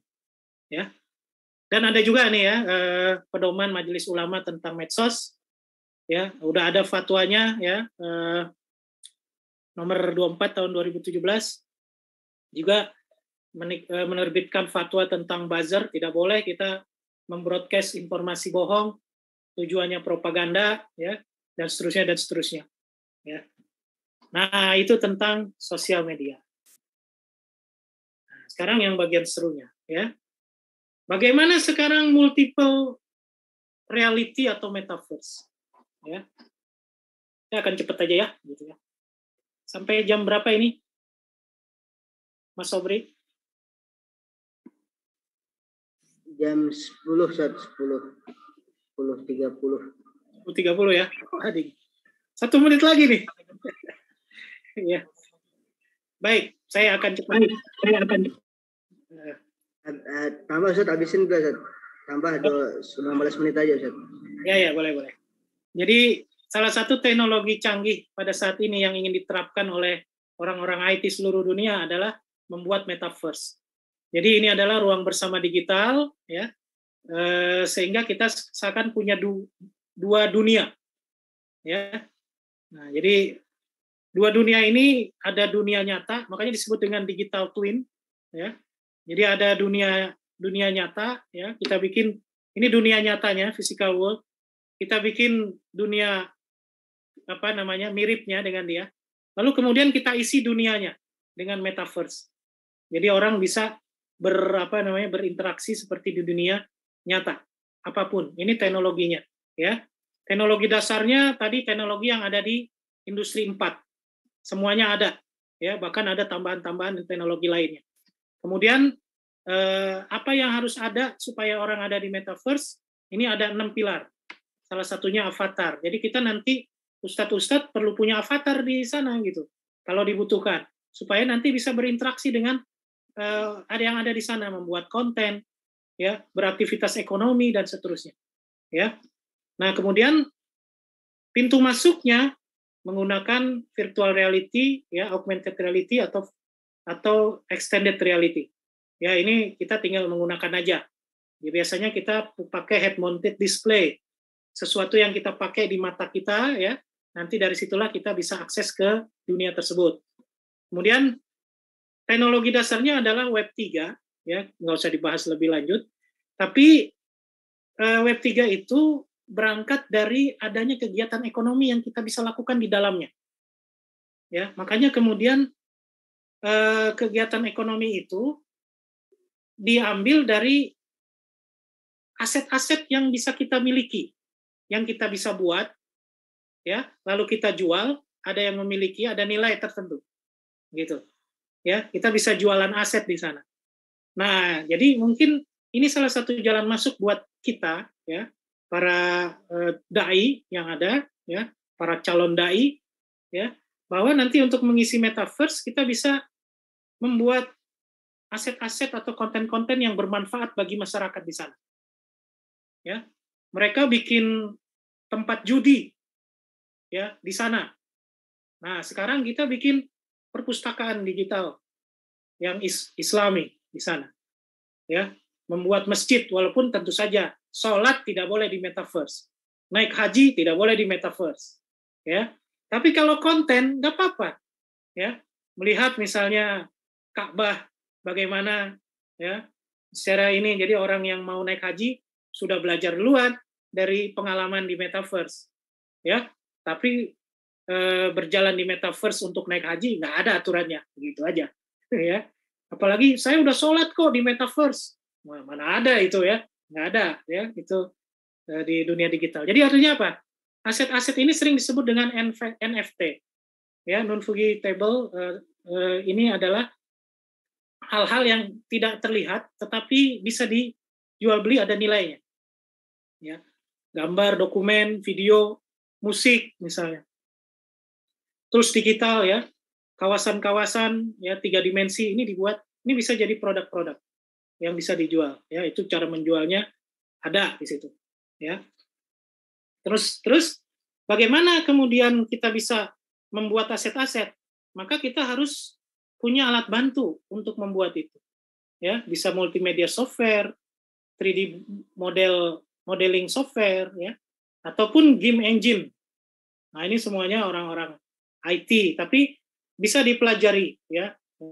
Banyak tools yang sekarang sangat mudah dipelajari ya. Atau ini bisa bekerja sama dengan orang-orang yang memang berkecimpung di bidang itu. Para dai ya membuat satu kerjasama dengan orang-orang yang ada berkecimpung di bidang ini ya. Nah, selanjutnya selain aset ada juga pintu masuk melalui cryptocurrency, mata uang kripto namanya. Mata uang digital itu ada cara kerjanya seperti apa ya. Jadi ini menggabungkan antara duit beneran dengan duit kripto. Cuma memang ini ada masalah di sini ya. Terlalu banyak menurut fatwa MUI ya, terlalu banyak gorornya ya, karena mekanisme uang dibebaskan kepada seluruh pemilik jaringan yang ada ya, tidak ada yang bisa mengendalikan uang itu, tidak bisa diatur ya, sehingga ada unsur gorornya ya. Jadi itu ada salah satu kenapa akhirnya MUI mengharamkan penggunaan keuangan ini. Tetapi ada juga ulama-ulama lain ya, dari Basul Masail NU ini membolehkan dengan syarat ya. Para dai nasional misalnya ya, Pak Ustadz Abdul Somad, Ustadz Adi ya, dan ininya juga ada syaratnya ya. Nanti detailnya bisa dipelajari lebih lanjut ini urusan yang seperti ini ya. Nah, itu tentang metaverse. Jadi metaverse sangat terbuka, sama seperti halnya internet, sama seperti halnya sosial media, itu kita bisa manfaatkan, tapi sebagian-sebagian saja. Ya. Kemudian tentu saja ya, mungkin nanti sebagian para duaan di sini akan berkecimpung di wilayah pendidikan. Nah, pendidikan ini ya, kalau kita mau ketahui di zaman era 4.0 ini industri ternyata juga sudah melewati level-level ya, education 1, 2, 3, dan sekarang juga 4. Education 4 ini memanfaatkan teknologi-teknologi yang dihasilkan dari industri 4 tadi. Gitu. Ya, dan pendidikan ini tujuannya adalah akhirnya menuju tadi society 4.0, 5.0 tadi yang tadi kita udah jelaskan di depan. Ya. Nah, jadi inilah kemudian bagaimana kita mewujudkan melalui pendidikan. Nah, ini ada mungkin education 4 yang mungkin kita bisa pelajari sama-sama, bahwa yang namanya pendidikan itu di zaman teknologi ini ada 4 hal. Ya, kompetensi yang mau diambilnya apa? Ya, learning metode-nya, metode untuk pembelajarannya seperti apa? Penggunaan ICT-nya seperti apa? Dan infrastrukturnya seperti apa? Infrastruktur yang cerdas itu seperti apa? Ini ada beberapa penjelasannya, ya nanti bisa didiskusikan tersendiri ini. Ya. Nah, kompetensi yang bisa dimasuki oleh para dai itu adalah bagaimana kita menguatkan transversal kompetensi, yaitu yang berhubungan dengan soft skill kemanusiaannya, kemampuan berpikir secara kritis, ya, cooperation, ya, bekerja sama, berkolaborasi, berkomunikasi dengan santun, creativity dan innovation. Ini sebenarnya akhlak semua nih. Gitu. Ya, bagaimana akhlak Islami itu bisa kita masukkan ke wilayah kompetensi transversal. Ya, ada salah satu teori ya, kalau kita ini khususnya untuk yang di orang-orang engineer ya, bahwa pendidikan abad 21 itu ada teori Kolb namanya, bahwa orangnya harus merasakan, orangnya harus melihat, orangnya harus bisa memikirkan, kemudian orangnya harus melakukan. Jadi pendidikan yang harus seperti itu. Maka ini bisa kita terapkan juga di pesantren. Ya. Bagaimana bisa merasakan sosial media kalau cuma baca doang, nggak menjadi nggak buat akun gitu. Ya, itu contoh seperti itu. Ya. Nah, kemudian itu saya singkat saja. Kemudian juga kita juga arah pendidikan ini menghasilkan leadership, ya, kepemimpinan 4.0. Ya. Sebenarnya tujuannya para duaan, para dai harusnya bisa jadi digital leader juga. Kemampuan digitalnya kuat, ya, dan kemudian sisi sosialnya, concern to people-nya juga kuat. Gabungan itu. Harapannya, ya, jangan yang paling bawah nih, ya.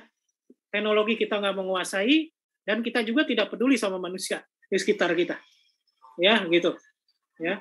Nah, itu harapannya, tujuannya, ya. Terus pemimpin yang kuat itu bisa menghadapi apa? Bisa menghadapi VUCA ini istilahnya. Ada istilah VUCA, volatility, uncertainty, complexity, ambiguity. Ini adalah sifat ya keadaan teknologi 4 ya yang dihasilkan oleh teknologi 4. Makanya ini ada skill apa saja misalnya. Jadi orang itu bisa menyesuaikan. Volatility itu kan sangat tidak stabil, berubah sangat cepat. Gitu. Maka kita harus cepat juga berubah. Ya. Begitu juga uncertainty. Uncertainty ketidakpastiannya tinggi. Nah, itu juga harus kita belajar juga nih. Ini soft skill terkait dengan pendidikan. Selain hard skill-nya harus dikuasai. Kemudian, jadi lulusan masa depan harapannya punya karakter yang mampu ya melakukan kolaborasi secara dengan masyarakatnya dengan sangat baik, ya orientasinya. Ini istilahnya apa ya? Menjadi perekat ya, gitu. Menjadi perekat ya. Karena ini orangnya banyak, orangnya bervariatif ya. Kadang-kadang disebut netizen yang maha tahu ya, kadang-kadang istilah begitu. Netizen ngomongnya boleh apa aja gitu dan seterusnya. Itu kita nggak bisa main hajar begitu aja dengan cara yang frontal. Kita harus minggir dulu baru nanti masuk ke intinya ya. Knowledge harus sering kita sharing, jangan pelit-pelit ya. Dan kemudian skill tentang environment itu kita juga memiliki. Jadi pengennya kayak begini nanti para dai itu ya. Nah maka kemudian kalau kita sambungkan dengan pendidikan Islam, penguatan Recording in progress. transversal itu harus kita kuatin di sini ya. Paradigma pendidikan, filsafat, sains pendidikan itu masuk kita ke pelajaran-pelajaran yang tadi ya. Nah, kemudian ini mungkin sedikit gambaran pendidikan keluarga, kita harus kuatkan itu juga, dan juga sistem pendidikan pesantren yang mungkin ini gambaran ya, model sederhana saja yang sudah ada, tinggal dimasukin aja keahlian-keahlian literasi digitalnya ya. Nah, itu tentang pendidikan ya. Nah, ini jadinya kalau bisa sih di pesantren itu memperluas akses ke perpustakaan digital. Literasi digital harus ada, topik tersendiri dipelajari oleh para santri ya. Kemudian membuat struktur riset-riset terkait. Santri itu juga bukan hanya mengumpulkan literasi digital, tapi harus ada produknya. Adalah riset tentang solusi permasalahan umat. Kadang juga santri harus turun gunung, keluar pesantren, memperluas pengetahuan penunjang dakwah. Misalnya tadi ikut kursus authoring tools untuk bisa membuat konten di wilayah metaverse misalnya gitu. Ya, juga mengorganisir dan penataan dan pemeliharaan ruang digital pesantren. Pesantren harus ada digitalnya. Jadi orang bisa mencari, orang-orang yang ada di internet mencari. Kemudian merencanakan dan merancang aktivitas dakwah digital. Dan terakhir, ini tentang sharing ekonomi.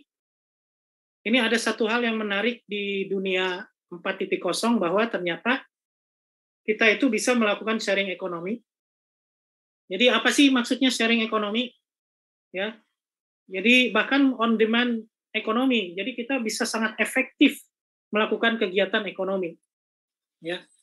Jadi ini adalah ya, kalau sharing ekonomi sumber daya kita bisa sharing sehingga banyak digunakan oleh banyak orang. Dengan begitu menjadi ringan. Contohnya misalnya Gojek misalnya. Pengusaha Gojek dia cuma jualan platformnya, tapi dia tidak punya motornya, tidak punya mobilnya. Bahkan GoFood itu misalnya, ya dia tidak punya restorannya, tetapi dia bisa menyambungkan antara konsumen sama restoran sehingga bisa beli dengan aplikasinya. Dia cuma menyediakan aplikasi. Jadi sharing ekonomi yang kayak begini kita coba manfaatkan. Ya, contoh sharing ekonomi sebenarnya kita sudah terbiasa menggunakan masjid jami secara bersamaan. Nggak perlu semua rumah ada masjidnya, tapi kita gunakan untuk berbagai macam aktivitas, semuanya terpusat di masjid. Sebenarnya Rasulullah SAW sudah mencontohkan sharing ekonomi ini melalui kegiatan masjid pada saat itu. Tapi nyatanya sekarang orang yang melakukannya bukan orang Muslim duluan gitu. Membuat konsepnya bukan orang Muslim duluan, ya. Karena di sini sharing ekonomi kita punya platform nih di sini, platform digital, ya, platform digital di sharing ekonomi. Inilah yang membuat owner dengan seeker, ya, si konsumen bisa ketemu di dalam platform dan bisa sharing aset, ya. Jadi bisa jadi yang nyari makanan nanti lewat platform, yang ngirimnya orang lain lagi, platform lain lagi, ya, platform akan mengumpulkan tuh, ya, sehingga yang nganternya siapa, akhirnya sampailah produk ke siapa namanya, ke end usernya, ya. Nah, jadi inilah mungkin ringkasan kuliah kita, ya. Mudah-mudahan kita bisa memahami keadaan situasi sekarang, ya, industri 4 dan society 5. Kita sudah lihat tantangannya seperti apa. Terus tadi kita sudah bahas tentang media sosial. Tentu saja ini harus dimanfaatkan sebagai fasilitas dakwah yang efektif dan masif.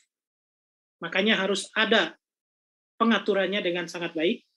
Kemudian teknologi yang akan datang sebentar lagi adalah metaverse. Tidak semua kita bisa masuk ke dalamnya, tapi kita pilih sesuai dengan prioritasnya. Lalu kemudian bagaimana menerapkan pendidikan abad 21 di pesantren, maka perlu ada harmonisasi pendekatan zaman kekinian ini dengan pendekatan fundamental pendidikan Islam. Jangan sampai merusak pendidikan Islamnya sendiri, gara-gara ingin dapat pendidikan keduniaannya gitu.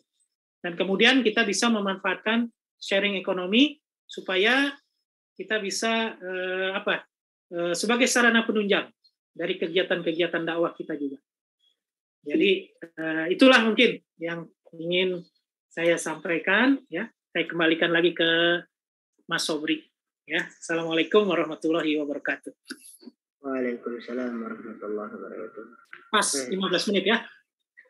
Jazakumullahu khairul jazak kepada Dr. Ustadz Muhammad Iqbal. Semoga apa yang beliau sampaikan menjadi ilmu yang bermanfaat bagi kita. Ya, jadi di zaman era modern ini betul-betul kita persiapkan diri, ya, khususnya yang siap menjadi dai untuk mempersiapkan segala sesuatunya yang berkaitan dengan media.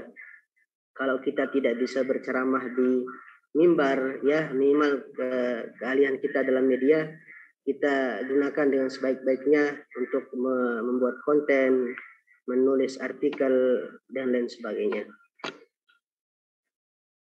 Acara selanjutnya yaitu sesi tanya jawab. Ya, dipersilahkan kepada para peserta webinar untuk dibuka sesi tanya jawab 2 saja dulu.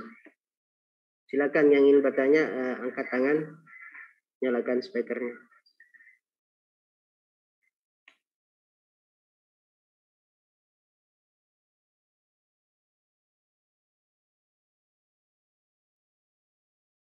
Ya, dari Syafabi, Ismuraka, Larima, ayo silahkan. Ahmad Nurul Alim, Samsul, Rabiul Ghazali, Bu Siti Barorah, Syabri, ayo silakan Syabri bertanya. Erfendi, Mbak Sabila, ayo. Ayo masuk moderator. Oke, siap, silakan. Silakan. Sebelumnya yang sama-sama kita hormati Dr. Ahmadi Usman, kemudian ada pemateri kita yang sangat luar biasa, ada Dr. Iqbal juga di sana ya. Semoga diberikan kesehatan oleh Allah Subhanahu wa taala. Langsung saja ke pertanyaan tadi menyangkut sudah disampaikan bahwasannya dalam bermedia sosial itu kita harus berhati-hati ya. Yang ingin saya tanyakan kemarin kan sangat ramai sekali Ustadz ya, jadi kejadian di Kanjuruhan Malang ini. Nah, ada berbagai macam berita-berita Ustadz. Ada yang baik, ada yang buruk seperti itu kan. Nah, jadi mungkin meminta pendapatnya Ustadz bagaimana sih cara memilih berita itu dengan sebaik-baiknya seperti itu. Karena dari berbagai sisi sangat banyak sekali Ustadz yang menjorokkan kepada positif kemudian kepada negatif. Nah, jadi bagaimana tanggapan seorang dai seperti kita ya untuk menanggapi berita tersebut dengan cara baik tentunya itu. Yang pertama ya. Yang kedua, kita lihat perkembangan teknologi sekarang itu sangat besar sekali ya Ustaz ya. Tentunya di dalam Kendal ini. Jadi ada beberapa wilayah di Kendal ini Ustaz. Ada di Kabupaten Batang itu dekat-dekat ini akan dijadikan kota industri. Jadi akan dibangun nanti pabrik-pabrik dan juga akan dibangun yang berkaitan dengan teknologi. Nah, kalau kita lihat dampaknya itu kan sangat besar sekali kepada masyarakat tentunya yang di sana Ustaz. Ya. Nanti pedagang-pedagang kecil mungkin bisa hilang, mungkin jadi petani-petani nanti akan hilang. Nah, yang bisa kita lihat sekarang di daerah sekitar Sukoharjo ini juga ada banyak mungkin penggundulan hutan begitu ya. Itu kan disebabkan karena teknologi begitu ya. Ada mungkin penggalian tanah untuk dijadikan pasir yang kemudian itu menyebabkan banjir dan yang lain sebagainya Ustaz. Nah, ini kan dampak buruk dari teknologi. Nah, pertanyaannya bagaimana caranya bagaimana sikap mahasiswa tentunya dai dalam menyikapi masalah seperti ini dan mungkin kembali ke jalan keluarnya, mungkin solusinya untuk kita menyikapi dalam kejadian seperti ini Ustaz, dalam masalah seperti ini. Terima kasih. Mungkin itu moderator ya. Ya, baik, terima kasih kepada Saudara Alim. Dibuka satu lagi ya. Saya Ustaz, mau nanya Ustaz. Ya, boleh, silakan. Baik, yang saya hormati guru kita Dr. Ahmadi Usman, selanjutnya narasumber kita yaitu Dr. Muhammad Iqbal. Ini disampaikan tentang pendidikan Islam di era industri 4.0 yaitu 4.0 ya. Tentang sistem pendidikan pesantren dijelaskan. Yang pertama yaitu memperluas akses perpustakaan digital di seluruh dunia. Terus yang menguatkan literasi. Nah, ini kebetulan nih Dr. Muhammad Iqbal ini juga menjadi salah satu pengurus Yayasan Anhar Hufaz ya. Yang ingin saya tanyakan, menurut Pak Dokter atau Pak Ustadz Dr. Muhammad Iqbal ini apa ada program khusus atau saran ini buat antara sinergitas Yayasan Anhar Hufaz dan pesantren Darul Muslihin ini agar menjadi perpustakaan digital yang lebih baik lagi gitu. Mungkin itu yang saya ingin tanyakan. Baik, terima kasih kepada Saudara Bobi Setiawan. Mungkin langsung saja ya, karena mungkin waktu sudah mendekati agak lumayan mendekati ya, hampir mendekati zuhur. Mungkin kepada guru kita Ustaz Muhammad Iqbal, silakan. Ya, terima kasih atas pertanyaannya. Pertama dari Ahmad Nurul Alim ya. Tadi bertanya soal bagaimana bisa memilah berita ya. Memilah berita, kemudian akhirnya kita bisa menyikapi dengan tepat berita itu. Begitu. Jadi memang berita sekarang ini tantangannya adalah sangat banyak. Jadi validasi berita itu juga menjadi lebih sulit. Karena setiap orang bisa menyampaikan beritanya dan menurut versinya. Gitu. Jadi bisa jadi kameranya menyorot kemana, karena dia pengen orang membaca beritanya mendapatkan kesan yang sudah yang dia inginkan gitu. Ada juga yang seperti itu. Ya, jadi fakta itu kadang-kadang bisa tertutup ya dengan gaya menyorot beritanya gitu ya. Dari cara moto ya, mungkin fotonya oke lah biasa. Lalu kemudian dia kasih komentar di foto itu yang mengarahkan supaya opininya terarah ke berita tertentu. Makanya itulah gaya-gaya propaganda ya, berita-berita itu. Nah, makanya kemudian kita nggak bisa melihat berita itu dari satu tempat saja ya. Pertama, kalau melihat berita kita harus melihat ke sumber-sumber yang terpercaya gitu ya. Walaupun yang namanya sumber terpercaya itu relatif juga. Tapi kalau di tempat kita berpedoman dengan Dewan Pers saja, ya.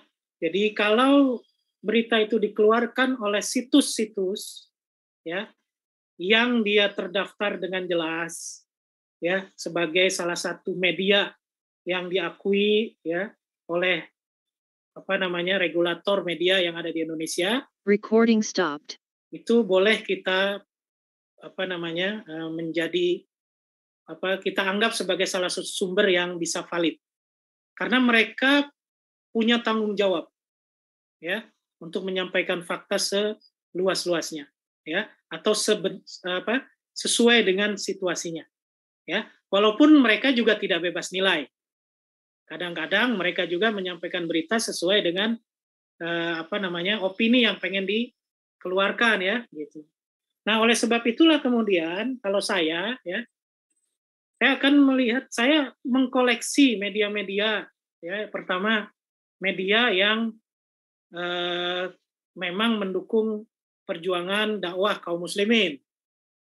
Saya kumpulkan medianya apa saja, ya. Jadi untuk menyikapi sesuatu, ya. Kemudian saya juga membaca di media-media yang mungkin kurang mendukung dakwah, gitu. Saya tetap baca itu, ya. Baru nanti saya akan coba lihat titik tengahnya, karena pasti, ya, dari situ kita akan melihat dari dua sisi yang berbeda, ya. Begitu kita sudah pasti titik tengahnya, barulah nanti saya akan mengeluarkan statement. Jadi memang akhirnya di dunia digital sekarang ini kita harus lebih bersabar sebelum berbicara, ya, melihat dari berbagai macam titik pandang, ya. Jadi kemampuan mencari berita itu pun akhirnya menjadi penting, ya. Kemudian juga jangan terlalu percaya begitu saja dengan apa yang di broadcast secara massal dan berulang-ulang, ya. Jadi jangan sampai gatal, maksudnya otomatis, ya. Ini berita nih, karena sesuai dengan hati, sesuai dengan opini kita udah tergiring, langsung aja kita forward ke orang lain begitu saja. Nggak bisa. Jadi terutama sosial media, ya, saya sendiri nggak mengambil sosial media sebagai pusat, ya, atau pusat data untuk mengambil keputusan saya, enggak. Tapi ya tetap harus melalui media-media yang terikat, ya, secara moral kepada undang-undang pers, ya. Itu yang pertama, ya. Jadi itu jawaban yang pertama. Jadi memang sebagai dai itu harus waspada, harus sabar sedikit, ya, jangan langsung keluar statement mendadak, ya, tanpa kita ketahui dulu, gitu, ya. Maka itu kemudian kita harus melengkapi tools-toolsnya itu dulu, ya. Itu yang pertama. Yang kedua, tentang pembangunan kota industri, ya. Pengembangan teknologi kadang-kadang merusak lingkungan juga, ya, gitu, ya. Tadi bisa merusak struktur sosial juga, bisa nggak? Bisa, ya. Bisa, ya, masyarakat sekitar secara ekonomi bisa terganggu, misalnya pedagang, terus apalagi petani, kekurangan lahan dan seterusnya. Memang ada konsekuensinya, ya. Jadi kita harus melihat kebutuhan, ya, kebutuhan dari wilayah tersebut, ya. Saya di sini bicara sebagai Dewan Smart City misalnya, ya. Jadi kalau pemerintahan daerah itu yang membangun industri kan pemerintah biasanya, kan, gitu, ya. Kalau pemerintah daerah punya rencana, maka rencana itu sebelum tertuang harus berkomunikasi dulu dengan pakar-pakar yang ada di sekitar, ya. Jadi kalau sampai pemerintah memutuskan dan ada, itu biasanya ada kajian ilmiahnya dulu, ya. Kalau misalnya kawan-kawan para dai atau para mahasiswa yang merasa, ini kok mendadak banget, ya. Nah, itu boleh ditanyakan langsung ke pemerintah yang membangun itu, ada nggak kajian ilmiahnya soal ini? Harus motong pohon, menggunduli hutan, menggali tanah yang sangat iri dan seterusnya. Ya, kalau nggak ada kajiannya, boleh kita gerakan masyarakatnya. Tapi kalau ada kajiannya, ya pelajari kajiannya. Kira-kira konsekuensi itu nanti akan kira-kira menguntungkan atau malah merugikan masyarakat, kan biasanya begitu ya. Gitu. Biasanya kalau di kajian ilmiah, di kajian-kajian dari para pakar lingkungan, pakar industri, pakar teknologi, ya itu ada ada solusi-solusi terhadap kehilangan-kehilangan yang terjadi ketika industri itu dibangun di suatu tempat. Nanti solusi itulah yang perlu mahasiswa kawal supaya masyarakatnya tidak dirugikan. Ya, kadang-kadang juga kan para pelaksana yang di lapangan itu tidak amanah karena dia pengen dapat untung. Nah, padahal sebenarnya secara peraturan sudah diatur bahwa dia harus memberikan kompensasi seperti apa ke masyarakat dalam pembangunan. Jadi sikap mahasiswa ya atau para tokoh masyarakat tentu saja harus beraudiensi dengan pemerintah daerah sebagai penanggung jawab. Ya. Dan begitu menemui kejanggalan-kejanggalan ya sehingga nanti pemerintah akan bertindak ya. Dia bisa mengerahkan aparat hukum dan seterusnya. Ya. Dan kita mahasiswa atau masyarakat nggak bisa mengambil tindakan sendiri ya, menutup ini, menutup itu susah. Itu nanti akan akan menjadi masalah lebih besar lagi. Ya, tapi memang itu mungkin saja bisa kita lakukan setelah langkah-langkah berkonsultasi dengan pemerintah daerah kita laksanakan. Jadi semua itu ada prosedurnya. Ya, insya Allah sih sebetulnya kita tidak mau ya, terutama kami yang para akademisi ini kan biasanya menjadi pendamping-pendamping pemerintah itu supaya apa? Supaya pemerintah tidak berbuat yang semena-mena misalnya dengan kekuasaannya. Ya, kita bisa memperlihatkan apa istilahnya hasil kajian secara ilmiah sehingga pemerintah juga akhirnya tahu oh ini bisa berbahaya bagi masyarakat. Oh ini bagus buat masyarakat dan seterusnya. Jadi begitu ya sikap kita terhadap pembangunan. Ya, mungkin itu ya pertanyaan pertama dari Ahmad Nurul Alim. Kemudian yang kedua tadi dari siapa? Bobi Setiawan. Siapa? Bobi Setiawan. Dari Setiawan karena tulisnya di sini Setida ya gitu. Berkaitan dengan sinergitas ya. Literasi digital ya, perpustakaan digital. Kita perlu tuh mungkin kapan-kapan kita bikin kuliah ya khusus atau workshop ya untuk kita bisa meningkatkan literasi digital misalnya yang berhubungan dengan sosial media, pengelolaan sosial media misalnya ya. Terus kemudian kita juga bisa mulai itu membangun infrastruktur digital, punya pesantren, ya, punya yayasan, kita bikin sama kita bikin misalnya satu infrastruktur, ya, tapi nanti tampilannya mungkin disesuaikan dengan pendekatannya masing-masing, ya. Dan kalau mulai mengumpulkan materi-materi digital, silakan aja dikumpulkan dari sekarang.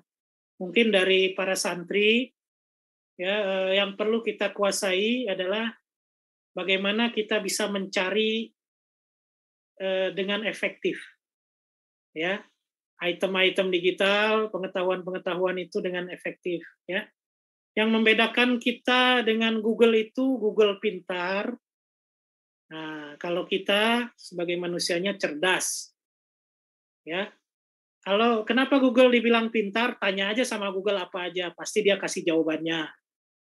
Nah, tapi jawaban itu akan berguna, ya, kalau ada orangnya, gitu. Ya, kita inilah semua orangnya. Ya, kita harus punya kecerdasan untuk mengolah knowledge yang kita temukan di internet, sehingga nanti akan menjadi solusi, ya, bagi umat, bagi masyarakat, misalnya, gitu. Jadi kalian yang pertama yang perlu dikuasai adalah bagaimana mencari melalui mesin search engine ya. misalnya Google, supaya kita dapat data-data ya yang bagus. Lalu kemudian setelah dicari, diramu ya, dikumpulkan. Sama seperti halnya saya menyusun materi kuliah hari ini. Dari berbagai macam tempat kita kumpulkan. Lalu setelah itu kita sampaikan. Setelah kita sampaikan, kita evaluasi. Sejauh mana penyampaian kita sudah bisa diterima oleh orang banyak. Biasanya urutannya begitu. Ya.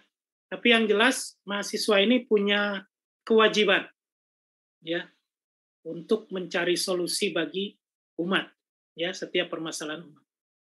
Ya. Begitu aja mungkin ya. Baik, terima kasih kepada Ustaz Dr. Iqbal yang sudah menjawab pertanyaan-pertanyaan dari Mas Alim dan Bobi. Mungkin karena waktu sudah jam 11:05, jadi zuhur insya Allah sebentar lagi. Mungkin acara selanjutnya yaitu doa yang akan disampaikan oleh Rizal Imam Fauzi. Kepada beliau kami persilahkan.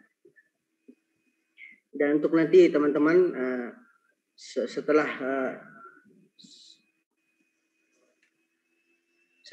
selesai doa, nanti teman-teman semua aktifkan kamera untuk foto bersama guru kita Dr. Muhammad Iqbal. Silakan kepada Mas Imam. Assalamualaikum warahmatullahi wabarakatuh. Waalaikumsalam warahmatullahi wabarakatuh.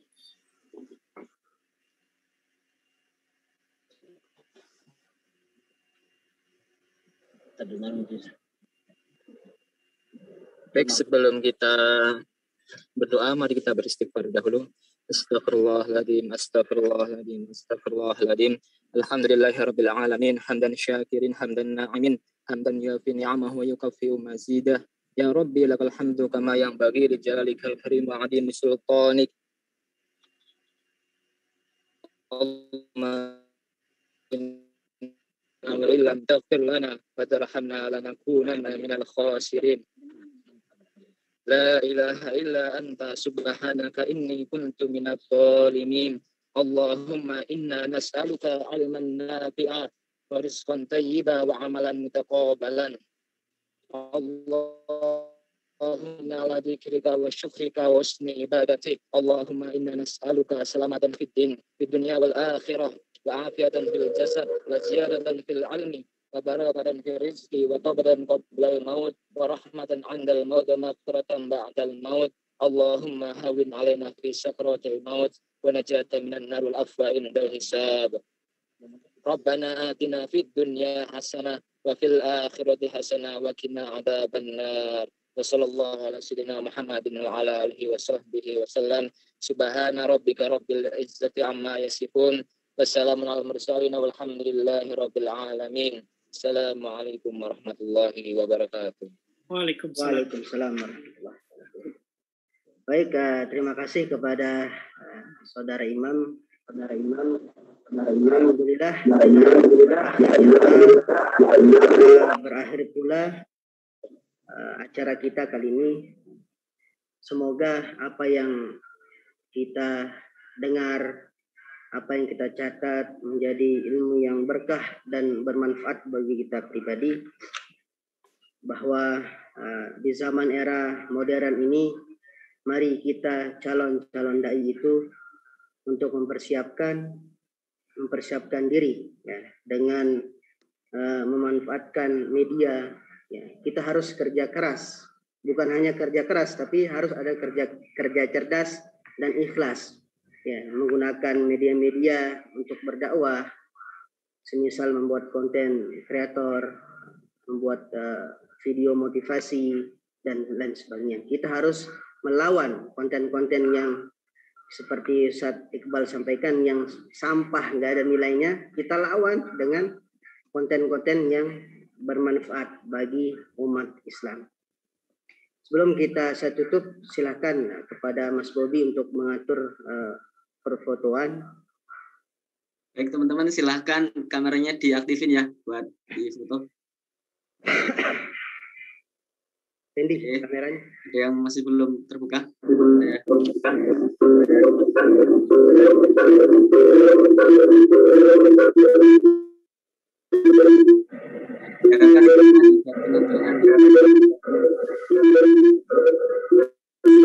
Silakan teman-teman dimatikan loudspeakernya dulu biar nggak ganggu. Kameranya aja yang dinyalakan. Baik. Yuk kita senyum dulu. 1, 2, 3. Oke. Lagi. Bentar.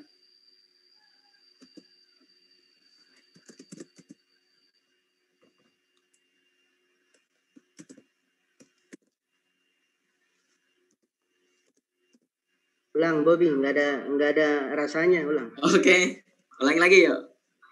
Ini ada yang belum kebuka nih tapi nih. Itu masih ada. Yuk, 1, 2, 3. Oke. Jempol. Bentar, Zat.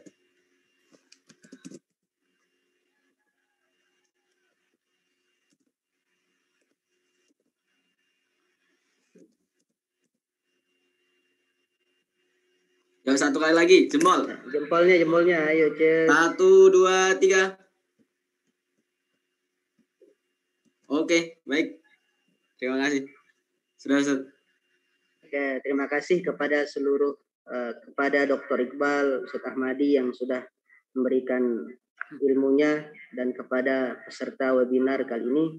Semoga ilmu yang kita dapatkan berkah dan saya sebagai MC dan moderator ingin minta maaf sebesar-besarnya kalau memang ada kesalahan sengaja maupun tidak sengaja. Saya tutup dengan Assalamualaikum warahmatullahi wabarakatuh. Waalaikumsalam warahmatullahi wabarakatuh. Waalaikumsalam warahmatullahi wabarakatuh. Ya. Pamit semuanya. Yes, sir. Ustaz Ahmadi, Sabri, Pak Sabti. Ya. Assalamualaikum. Waalaikumsalam.